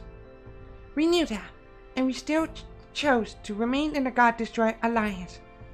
Even if we are all going to die anyway once we succeed, Queen Europa doesn't deserve to be executed. She should at least have a more dignified death. No. No, that's not it. That's not really how I feel. That's only a pretext. An excuse. Everyone in Olympus gave up on being a father, or a mother, or any kind of parental figure long ago. They're all just things to be protected. Mindless reeds who never think about anything besides prostrating themselves before the gods. But something about Lady Europa reminded me of my mother. Ooh, I see. So she doesn't see humans like you and Miss Adele as mere things to be protected, but rather as children whom she wants to learn and grow, as a true parent would. Yeah, that's right. I know we only spent a tiny bit of time with her last night, but when I saw her grieving the 10,000 years we spent in stagnation and how she and Adele laughed together, for a moment, it felt like I was looking at our mother again. Your mother? Aww. Yeah, as far as Olympus is concerned. No, that's not it. As far as we're concerned, Queen Europa is the last mother to ever look out for us. She's the last person who ever wished for a future where we could learn and grow. That's why I want to witness extreme emptiness destruction and face our final moments with her. Together. Your final moments, huh? Yes, that's how we feel. Sister. I feel the same way, Macarios. There is dignity in death. As an anti-hero who stole that dignity from far too many people so fast, I too would ask that you grant their wish, so that the end of all things past may at least be a peaceful one. Indeed, that is also the wish held by the many lives I stole. Lives that were lost thousands of years ago, and whose wish even now resonates firmly within my soul. I don't get it. I just don't get it. I could never make a choice that I knew would result in my death. Hell, I don't even want to think about making one, or to remember that such choices even exist. But that being said, I would never reject another's choice made under such circumstances. Neither would I mock or deride it. I just find it very sad. And I do understand that. If there was only one thing one could ask for in their final moments, it would be to share those moments with someone precious to them. Well, not me, of course. Certainly not me. As a mage, my mind easily transcends such mundane human concerns. At any rate, very well, Adele and Macarios. I understand how you feel. So I think under the circumstances... Okay. Let's go stop Queen Europa's execution. Right, exactly. Besides, you two have done nothing but help us ever since we arrived. And while I'd like to reward you, at the moment, I can't even present you with a single freshly baked croissant. So, while this will undoubtedly be risky, if this is the best reward the God Destroyer Alliance could ask for, then we at Chaldea are more than willing to help. Hang on, you already agree? Why couldn't you have let me finish my little speech first? Because I was already sure you'd agree. Oh, you guys! thank you so much. We know we're being very selfish, but... Selfish my ass. You don't need to thank us. Besides, we know plenty well by now how far you two are willing to go for what you believe in. I barely remember what my own mother looked like, but if I could, I'm sure I had wanted to protect her too. So yeah, no way we were gonna ignore your quest and go our separate ways after everything you've done for us. Exactly. It seems like you've reached an agreement. Then our next stop is Great Orbital Shrine Olympia Doldana. Finally, Operation God Destroyer will be taking a fight to the enemy. You guys better not mess up this last part. Now, we want to encourage them, not discourage them. Good luck, everyone. Ah yeah, it's time for the final golden attack. Let's go teach that asshole Zeus a thing or two. But first, Canis! Oh, you finally wrapped up the sappy crap? About damn time! Also, you know, your samurai intuition or whatever can be kind of creepy. Canis, you were in your spirit form? Pick up your damn shield! You sense that? There's official guards headed into every damn room in the underground. I knew those Dioscreet bastards must have tipped them off about us. Check it out. They're crawling up our collective ass even as we speak. Canis is right. I'm picking up dozens of clearly hostile magical energy signals near the Alliance base. Fall! Target spotted! There you are, vile Chaldeans. I see the God Destroyer Alliance is here too. Listen up, you scum. Do what we say, and we'll grant you the mercy of a painless death.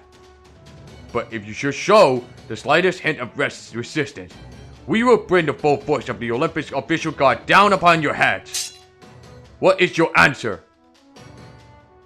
Everyone, get ready. We're gonna push through. Understood. Activating Orthodox Emergency Combat Mode. Engaging Auto Maintenance Functionality. Output at 60, 70. Stabilizer at just over 70%. The Aegis protection still in effect. Commencing battle. Hmm.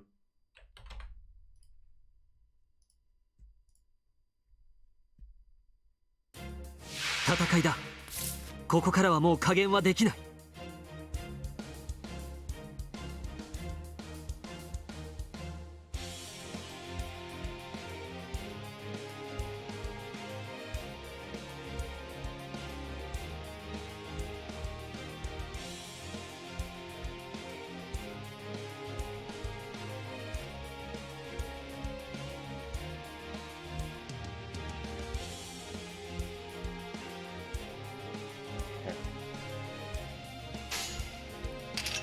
いい切り伏せてみせるとも。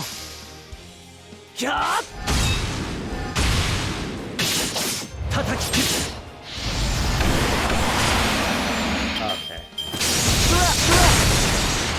Okay.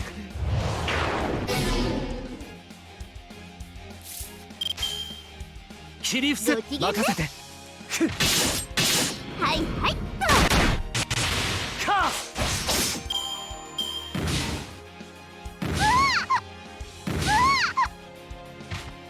Right. つまんな連中だな。他にやることんじゃこういうのどうだ。さーてやりましょう。女神のバカンス、あ任せなさい。お願いマンナ。ゴージャス、ハッピー、エレガント。きらめく旅路のアンガルタ・セブンカラーズ。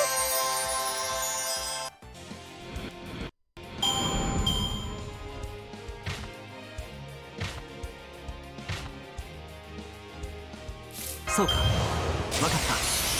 本気で行こう。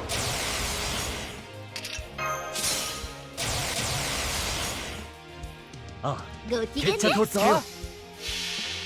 シール13デシジョンスタート。これは世界を救う戦いである。少年。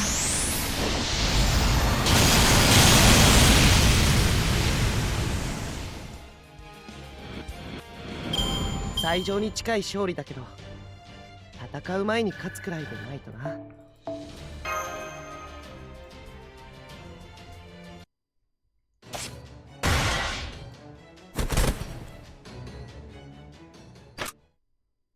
All hostile have temporarily disappeared. We've subdued the guards. Ha! These guards are nothing now. Ah! Ha ha ha! I must have gotten even stronger than I was before. We all know they're just as tough as ever, Canis. We just happen to have momentum on our side at the moment. But that won't be the case if we have to face 2 more waves in here. So we better jit while the jitting's good. I know. I just felt like saying it. And why the hell do you talk so weirdly sometimes? Cut it out. It gets on my nerves. Now what you got against cowgirls? We ain't nothing if not charming as all jit out. We'll have to abandon this base. Come on. We can get to the surface from the southern corridor. Hurry. Nikola Tesla. Her experience. Well, this doesn't look good. I'm afraid our circuits were damaged during that battle. I hate to say it, but it seems this is as far as we go. But please, don't worry about us, my lady. We've already said our goodbyes. At least our heroic spirit selves have. Remember, we're just AIs using their personas. Indeed, and it certainly couldn't program emotions into us on top of everything else. So while we may not feel sad at this parting, it was still an honor to have fought by your sides, even if we are only heartless AIs. Not at all. The honor was all ours. Thanks, everyone. Farewell, Master of Chaldea. Fall. We're currently directly underneath Central Altar Town. We should be able to see the Great Orbital Shrine up in the sky once we reach the surface. Our first step will be to escape to the surface, while our second step will be to use the aircraft to take flight. From there, we'll make our way directly to the shrine. Will that work, Macarios? Shouldn't be a problem. Hey, Mustache! Are you talking to me? What is it? Do you have any issue with my decision? Nah, I'm sure you didn't make that call lightly. Now, if you just agreed to go along with on the spur of the moment cause the twin speech moved you or some crap, then I'd be smashing your fat face in! But nah, you were actually really persuasive back there. Hey, Gorda Musik! You used my name! What is it now? Once we leave the base, we're gonna be fighting off enemies left and right. So since we might not get another chance to talk, I'm gonna go ahead and say this now. I will kill Zeus. On that, you have my word. And when I do, we'll officially be even. You good with that?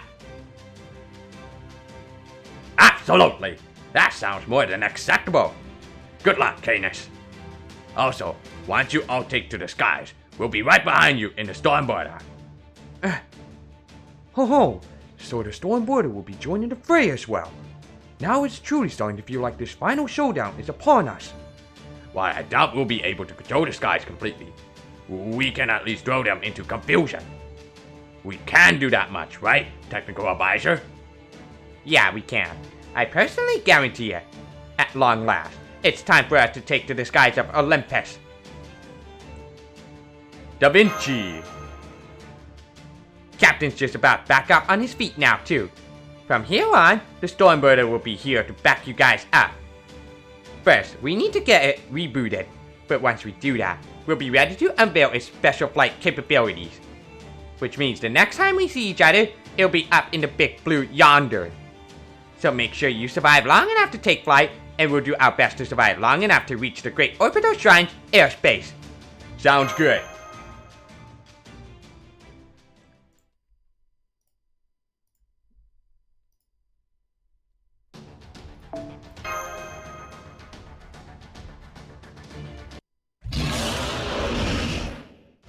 I'm sorry to interrupt, Kadok, but we've got wyverns.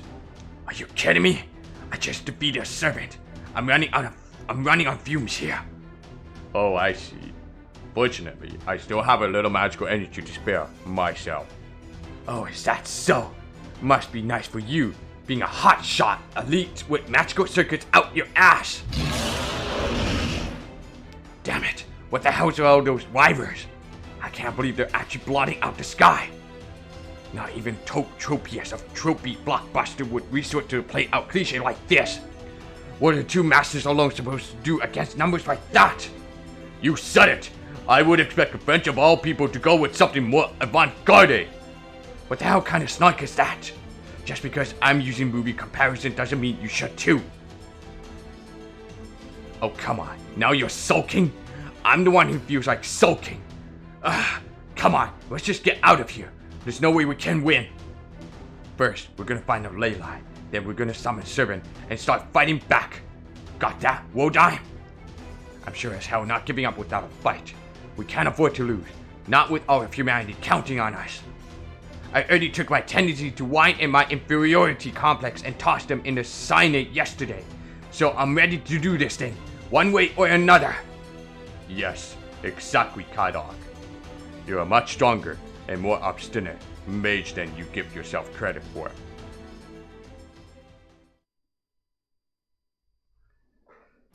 Good grief. Just our luck that this one would be Rome where seasoned emperors are alive and well. I wonder if the 5 good emperors are here too. I've always secretly admired Emperor Hadrian. Didn't I warn you to keep that sort of fanboying to minimum, Wodime? As if what you babbled about in France wasn't bad enough. Hold on, Ophelia, if we use the Arc de Triomphe as a catalyst, do you think we could summon Napoleon? I couldn't believe it. Besides, that singularity was in 1431, and the Arc de Triomphe, the Il Etoile, wasn't built until 1836. So it wouldn't even have been there in the first place. I'm not so sure. If history becomes muddled in singularities, why not space-time too? Please try to take this seriously. Whatever happened to your usual cool-headed self? Alright, listen up. I'll handle the direct combat. You'll handle things like negotiating with the locals, ascertaining the situation, and coming up with plans. Any objections? Not at all. You're much capable in battle than I am, so I'm happy to let you take care of it. I swear, I didn't even know you were capable of being so accommodating. Do I really have to remind you that we're the last 2 masters who have been entrusted with restoring humanity? This is the whole reason we were invited to Chaldea. We can't afford to make so much as a single mistake. So let's go do what we came here to do, Wodime. It's our duty. So this is a flashback.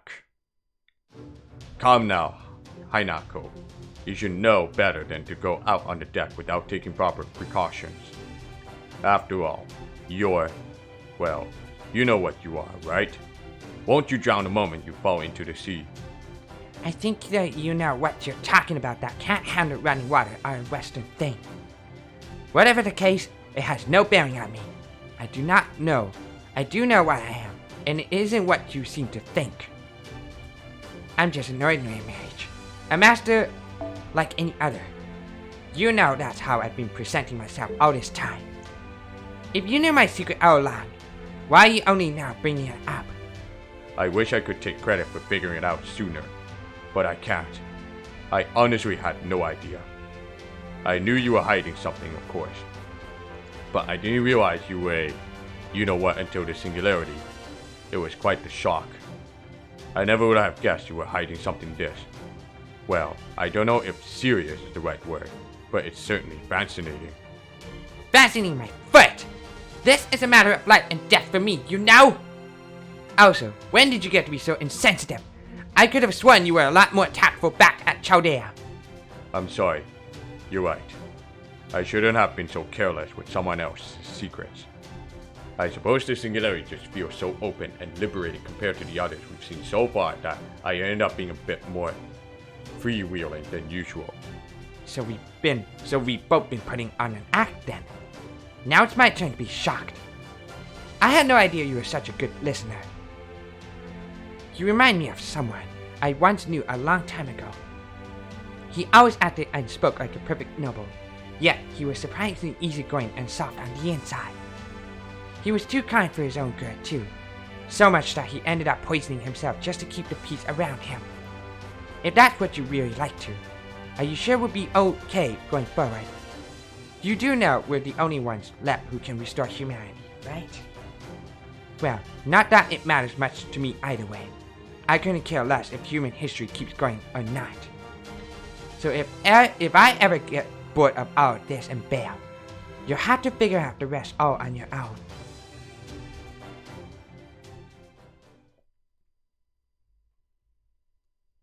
It's hard to believe there's a singularity in London as well. Even the Mages Association is nowhere to be found. At least it looks like the clock tower underground is still the same. What do you make of this, Mist Pharaoh? It's definitely not cursed. This toxic fog is based in science. I bet there's a giant boiler or something belching it out somewhere. I mean, we're dealing with the Industrial Revolution now, yeah? Man, my old lady hated that age with a passion. Said it made her little house in the woods even more unbearable to live in. What about you?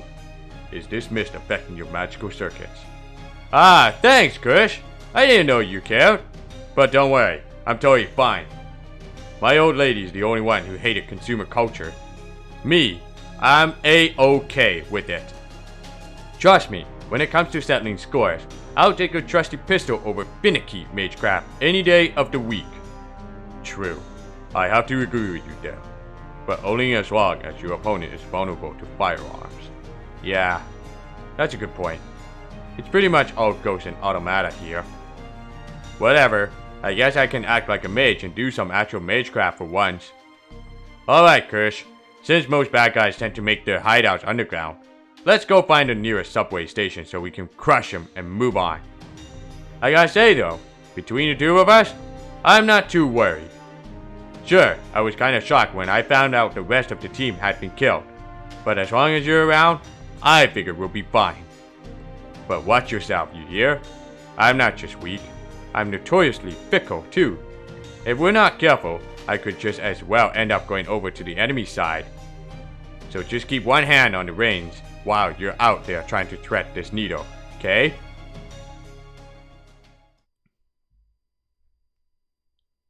I can't believe we need to cross the entire American continent on foot. That alone has got to make this the most difficult singularity so far. What I wouldn't give for a jet plane right about now. Hell, I'd even take a helicopter. No, that's enough whining out of you, mister. It's only been 300 kilometers for so far, right? We'll be at a city where we can get a hold of a car soon enough. Oh, I wonder if they'll have a pickup truck. You must have some very strong legs, Peperoncino. What was your movement technique called again? Jinso Kutsu? One of the 6 Shujendo Roku Jinsu? I've been using magecraft to enhance my own legs, but I'll only go so far. I'm certainly not going to be running a marathon anytime soon. Come now, Kristaria. Didn't I tell you to call me by my real name? It's Myorenji Aru, remember? I figured it's the least I can do to show you a bit of respect after everything you've been through. Is that one of your powers too? Right you are, Taishinsu, the power to read others' minds. Though in my case, I can only tell the color of others' auras.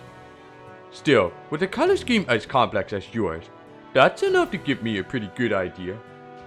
I swear, gods can be so cruel, and you've done absolutely nothing but help us. Anyway, tell me, when do you think I'll croak? Which singularity? If I know that ahead of time, I won't have to hold anything back. And that might help me be at least a little help to you. I really can't say, but I do know that no one has ever made it past the halfway point. And we're at the 3rd singularity right now, which means we'll be at that point ourselves soon.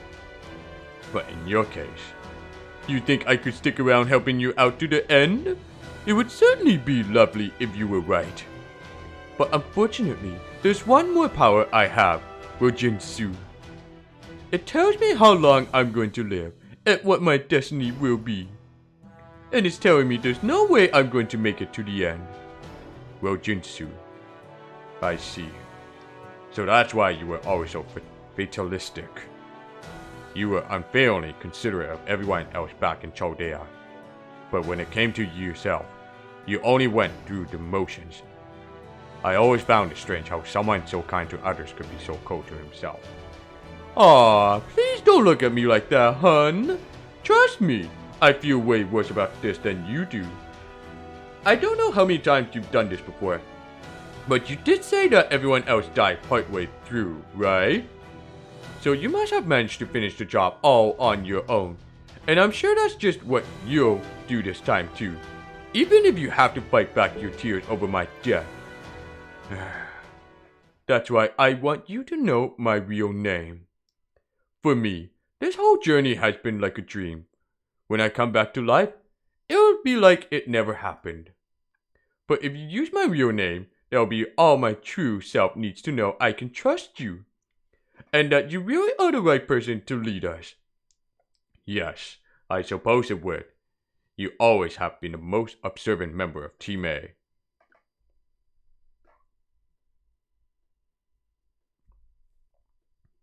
What happened to Daybit? We're missing one. It's something wrong, Wodive. Your mind seems to be closed off. Aren't you the one who asked to see me? You're right. My apologies, Zeus. I was just reminiscing a bit, and I must have been more lost in thought than I realized. I hope you can forgive my rudeness, however unintentional it was. I'm only human after all. It's difficult for me to concentrate with your divine aura this close by. What's so funny? I'm here because I'm concerned about you, you know. I wanted to talk to you about Queen Erebus' execution. I don't think you should go through with it. Not only for her sake, but for yours as well. The revelation has been proclaimed. My decision will not be overturned. I understand it's a fatal choice for me, but it is what must be done to maintain order in Olympus.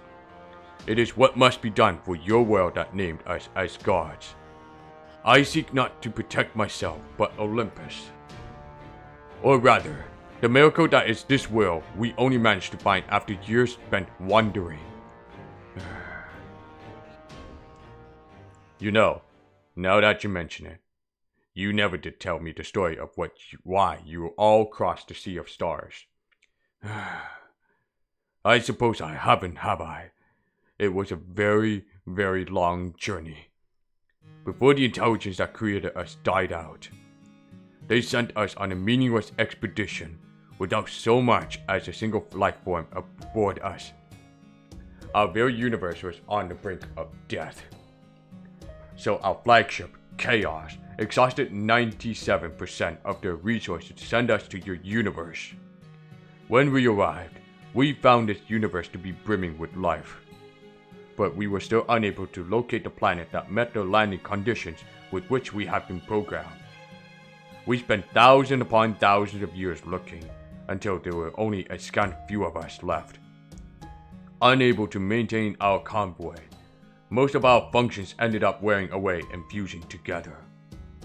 Then, just as we had come to terms with our fate and accepted that our journey was about to end with our goal unaccomplished, we discovered this planet.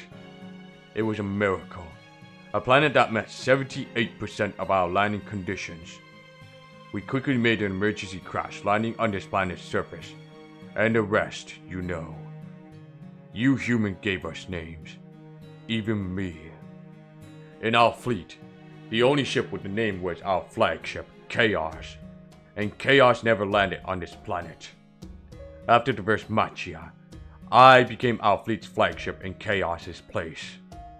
Once we were only functions, but then you humans gave us names, believed us to have personalities, and worshipped us as precious beings.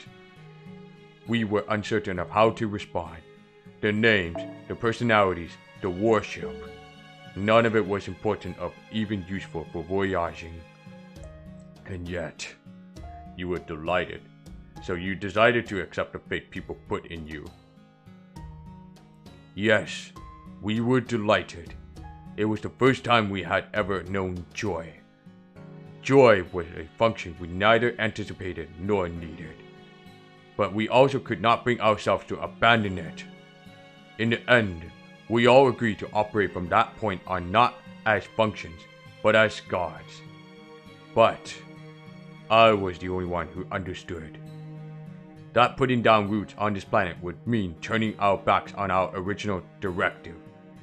It was not to ensure the people of other celestial bodies flourish, but to revive our home planet. I see. So you decided to conduct yourself as though you were a god. Or rather, you changed your own programming. And you did so in order to protect the people of Earth, of Olympus, no matter what it may cost. That meant ruling over not just the people of Earth, but the 12 Olympians as well. You encroached on the other god ship's role and overstepped your bounds, and did so unknowingly. and by integrating all functions within yourself, you became an all-powerful god. Why? It was the only way to resolve an otherwise insurmountable problem. 14,000 years ago, a calamity made its way to this planet. I knew that something like the White Titan Sapphire, a planetary envoy and destroyer of civilizations, existed somewhere in this universe, but I never expected it to make its way to this planet. Sapphire was an invasive weapon, a being capable of destroying entire civilization whose threat only grew greater the more time passed. There was no time to discuss what to do with the other god ships.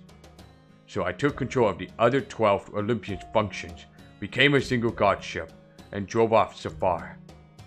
Thanks to that, Olympus was saved. But the other god ships all came to hate me. And who can blame them?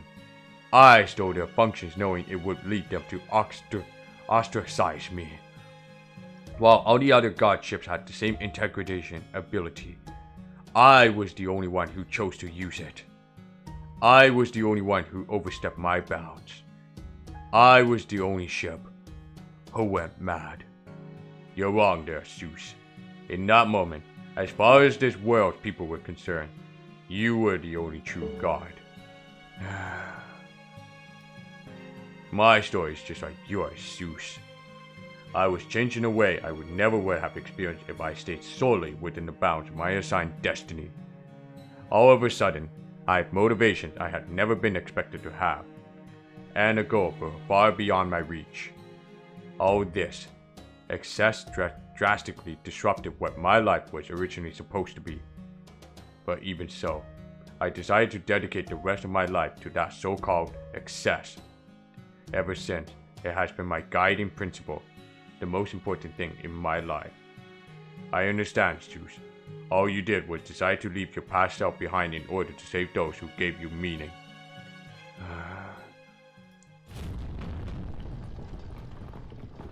I'm hearing a lot of commotion on the surface.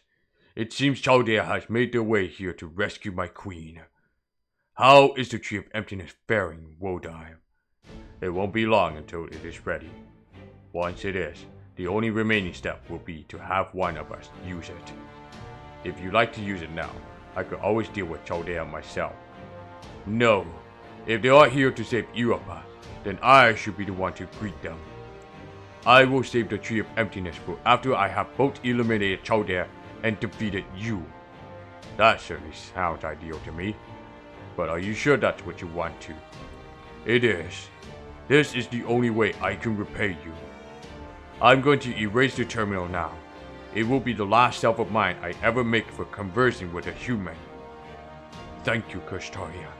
You gave me something I'd never had. Something I could never have hoped for once I became all-powerful and began my rule of Olympus. I never had a chance to share my burdens with either Hades or Poseidon, but I did with you. Farewell, young mage. Farewell, friend.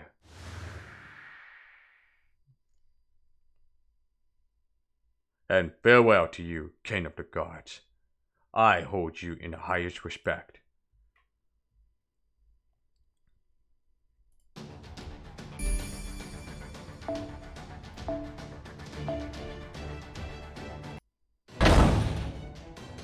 We made it to the surface. I don't see any civilians in our vicinity. Checking magical energy signals now. Multiple magical energy signals detected. Hostile closing in from all directions. I expect we're in for a string of fights, Master. Focus on breaking through a single point up ahead. Understood. Setting Ortonax to standby in continuous operation mode. We'll make sure the Stimpelides is ready to go at any time. We can start flying as soon as we find an opening. Stimpelides, yeah. Here they come. I am surprised to see such great phantasmos sent out to do battle in the middle of the city. But then, I suppose the Greek gods would never do anything by half measures. Haha! Now we're talking. I love killing big nasties. Come on, those of you with the death wish. No, scratch that. Those of you who want to die by my spear, come at me. Wow, nice. Now I feel silly for ever thinking you might be bored. It's great having you on our side, Canis. You know, now that we're coming up on the final battle, I think I'll get dressed up for the occasion.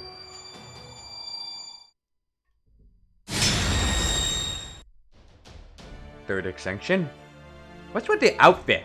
Isn't it gonna get in the way of fighting? You don't want to get ripped into in battle, do ya? Ha! You really think I'd save my best outfit for my victory homecoming? I'm Lady Musashi.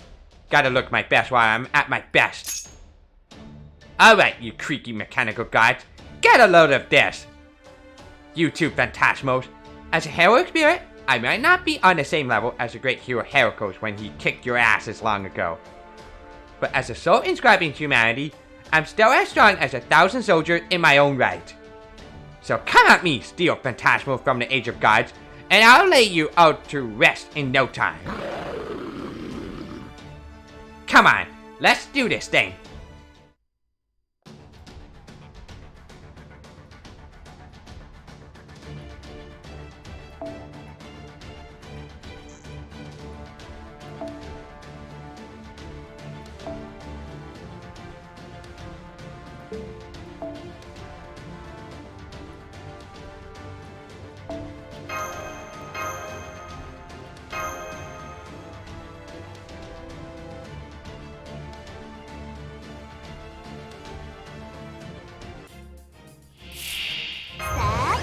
じゃあこういうのどうだ？つまんない連中だな。他にやることないの？女神のご機嫌ね。そうか。ツアースタート。夏の思い出を作りましょうか。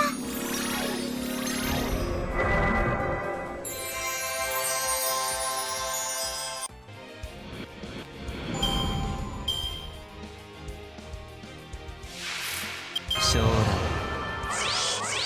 将来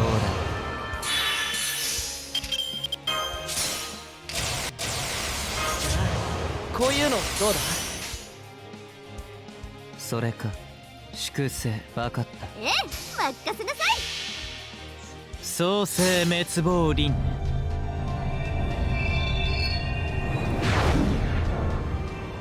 マハープララヤ崩壊。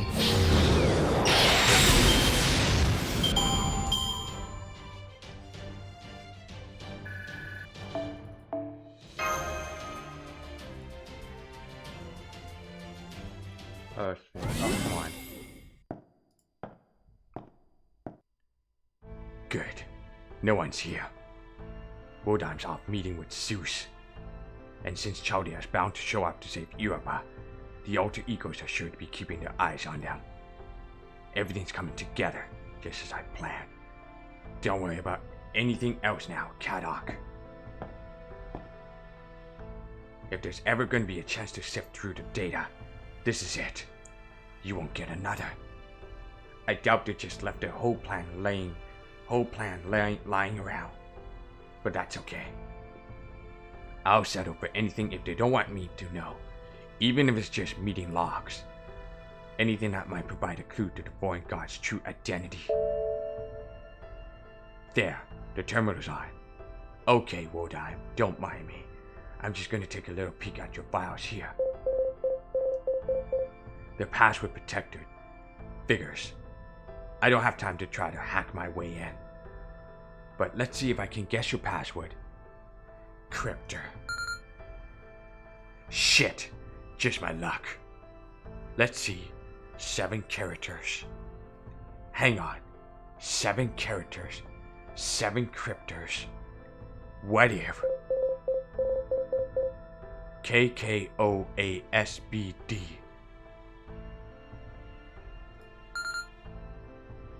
No go, huh? Wait. Maybe he used Peperoncino instead of Scandinavia? KKOAPBD.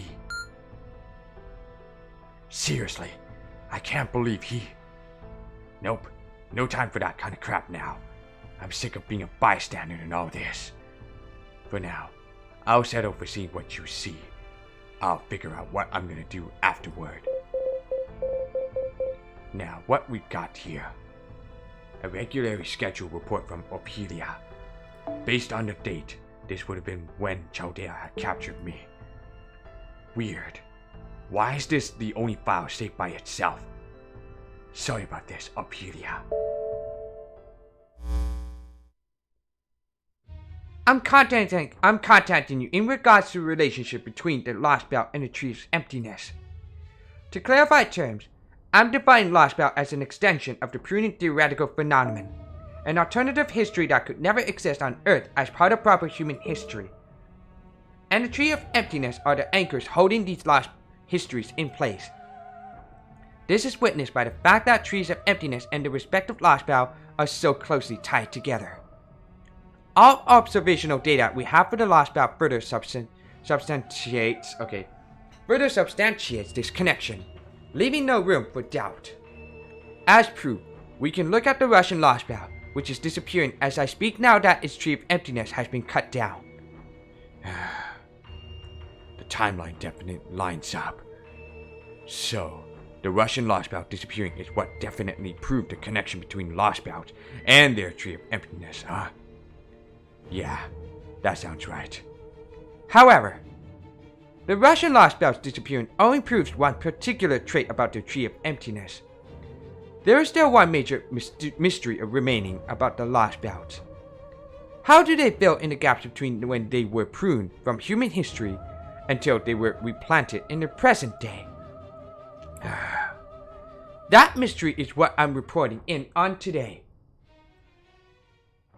The other day, I heard something from the king of the Scandinavia Lostbelt, Skadi, that points to one possible answer. She clearly remembers the events of the past few thousand years and does so as though it were perfectly natural. What's more, she did so even while understanding that the Lostbelts, including her own, were cut off from proper human history because their continued existence was deemed extraneous. This means she is fully aware that nothing could have happened during the several thousand years between when Ragnarok took place and the present day. And yet, she and her Lostbelt all exist as though those several thousand years of lost history has actually taken place. Quite the contradiction. Of course, while we can't make any definitive statements based on one king's single passing remark, I do feel confident enough to propose a hypothesis. I suspect that the blank period between when the Lostbelt was pruned and when it was replanted in the present day, may have actually taken place inside each Tree of Emptiness.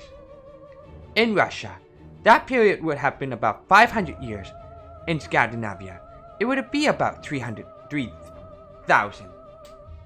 In China, it would be about 2,200, and so on and so forth. To further expound on my hypothesis, I suspect that the Trees of Emptiness take the point at which a Lostbelt's history is pruned, and then simulate what would happen if that history had continued on from that point.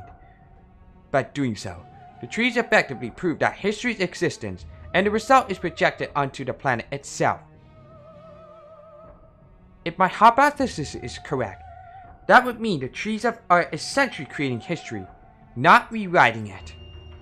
Not even Demi-Urge class Divine Spearhead that once ruled the entire planet could wield this kind of authority on Earth in the present day.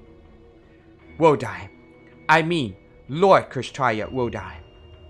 Just what is the foreign god anyway? The foreign god, huh? Guess you didn't know, Orbital. Me neither. No, it's not just you and me. None of us cryptors know what the foreign god looks like. All we know is, there's something that resurrected us from our coffins in exchange for making us raise Lostbelts. Except, Wodheim's the only one of us who's heard directly what the foreign god's goal is.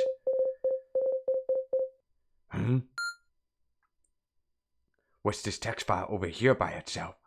Looks like some kind of note. Gotta say, Wodheim, between this and the easily guessable password, you're getting sloppy. Hang on, is this really a plain text file? What is this? On the Trees of Emptiness and the Bleached Earth phenomenon. with the exception of us cryptors and the alter egos. The trees of emptiness are the only method the foreign god has employed to tamper with Earth. We therefore interpreted this phenomenon as signifying that it was the trees of emptiness that wiped Earth clean when they descended to the ground. However, after re-reviewing and reanalyzing the data taken from Earth's surface, I'm no longer so sure. To come straight to the point, we may have been mistaken. The trees of emptiness only appeared after Earth had been bleached. This order of events is crucial. I don't know which of the cryptors will end up viewing this file, but whoever it is, I hope they find it useful. Huh? You're telling me the trees of emptiness only came down to Earth after it had been wiped clean? But that doesn't make any sense. I thought for sure it was the trees of emptiness that wiped out Earth and humanity. But if Earth had already been bleached before the trees of emptiness showed up, then why make them, or the Lostbelts, at all? Wait, if the foreign god wanted to get rid of humanity, they wouldn't bother making Lostbelt in the first place. If anything, it seems to me like the whole reason they want to see a bunch of different possible human histories is because they don't know anything about us. But then, why? Maybe the bleaching wasn't to wipe out humanity, but to make an environment they could set foot in. Maybe they only got rid of humanity because they had no other choice. Maybe a world covered in pure white, brand new texture is the only kind of world the foreign god can visit. But then, if that were the case, the Lostbelt would only get in the way. So what are they and the trees of emptiness for? Damn it, I'm just going around in circles. There's still some crucial piece of information I'm missing. Just my luck. There's too many files on this terminal to find the data I need. And why are these folders scattered all over the place? Is it some kind of anti-hacking measure or something? Shit. I was hoping I wouldn't have to touch the big files, but at this rate, I'll have to copy everything. The foreign god. There's no question that they're an aggressor, and that they can't coexist without history. As for the whole god thing, it's way more likely they're a new kind of life form we know nothing about. And God is just the best word we have for it. So why make the Lostbelts? Why use us at all? Is it because they still don't know much about Earth? Nah, that can't be it. We're talking about it being capable of wiping the whole planet clean in a second. Come on, Caddock, think. There's no way the foreign god doesn't know the first thing about Earth or humanity. They must have done their homework, or they wouldn't have known to attack us, Chaldea, before making any other moves. So from that, you can tell that the foreign god is really, really cautious, which is why they're so careful about keeping their identity a secret. Zeus is omnipotent and omniscient, so he doesn't bother to hide who he is. He's also had no problem crushing any form of dissent himself. The foreign god's not at that level yet, which is why they're still so careful about any information pertaining to them. That's it. The foreign god's got one major, fatal flaw. They don't have a physical body yet. If they did, even if it was just a divided spirit or a terminal, they wouldn't have to rely on anyone else. That's why they enlisted the alter egos and us cryptors to be their hands in this world. Rasputin, Limbo, Muramasa. Why would a foreign being use heroic spirits from Earth? They might have dressed their alter ego disposed up a little, but there's still figures taken from our history. Hang on. What if the foreign god can only make use of things on Earth? No, it's not even that. They can only use things from the past. Things that used to be on Earth. At some point, the foreign gods plan on descending to Earth. At least, that's what they told Wodai. And once the tree of emptiness is fully grown, it will become a foreign god's body. So, what happens after that? Maybe when the foreign god descends and incarnates there on Earth, they're going to base their body on the data about Earth we've all been collecting for them. Yeah, that's not a bad theory. If the foreign god absolutely had to have local life forms, then they must be for output. No, wait, for reference. And from there, as long as the foreign god can guide the local file forms successfully. My. How very perspective. I see. It would seem that, given enough time, humans will indeed cease to be mindless reads and start reaching conclusions of their own. Oh shit. I used to laugh at the idea that a few cryptors putting their heads together could ever arrive at the truth. But now that I see how close you've come to figuring out the foreign god's true nature, it's clear I underestimated you, Lord Kadok. Crap! An alter ego! Indeed, it is I, Limbo.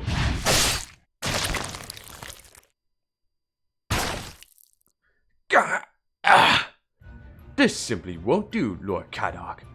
No, it simply won't do at all. If you're going to go snooping around like a spy, you really must be more prepared for the possible consequences. Don't you agree? Wait. Oh, I see. I suppose you were prepared after all. Well, I do beg your pardon. I didn't realize that flimsy little shield around your body was meant to provide meaningful protection. Bastard! Oh yes, I'm terribly sorry. It seems I've gone and punctured your little spell. And this wound being quite fatal, I'm afraid this is as far as you go. Much as I hope to see you again one day, that seems rather unlikely now. Alas. God, you alter ego. So tell me, have you shared this pet theory of yours with any of the other cryptors? For example, should I assume Kushtaria Wodime has reached the same conclusions as you have? Ah, but no, he hasn't. He'd never permit himself to do such a thing. He's very smart after all, so he knows he'll be disposed of if he should arrive at the truth. That's why he kept his thoughts strictly as raw data rather than mulling them over and drawing conclusions. No wonder the foreign god chose him for their executor. Oh my, I do apologize. I completely forgot about the pain curse I still have embedded in my nails. No wonder you can't answer my questions then. How careless of me. Well then, pitiful crypto without a Lostbelt. It would seem this is goodbye. Ah, shit. God damn, this is such a long dialogue. I really want to finish this section before I'm gonna call off.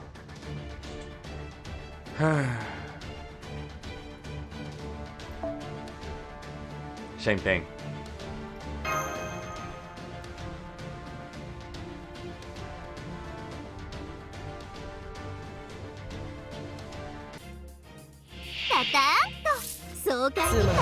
中だな。お母ちゃん、こういうのどうだ？さーて、やりますか。女神の絵、任せなさい。お願いマンダ。ゴージャス、ハッピー、エレガント。きらめく旅路のアンガルタ・セブンカラーズ。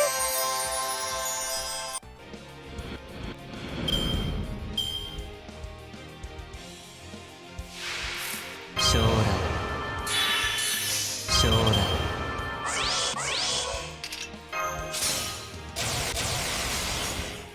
星そうか。楽しくなってきた。世界の歯車は壊れた。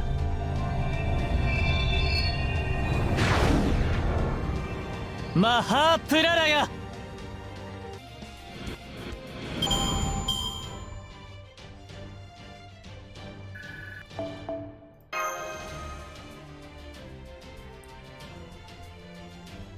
Okay, yeah, no more dialogue after that battle. Jesus Christ. Okay, I am done for this. I'm not going to continue anymore for that. I am going to bed now. So thanks for watching. We'll continue more of this Lostbelt 5 Olympus. I'll see you guys in the next part of the live stream video. So peace out and have a good night.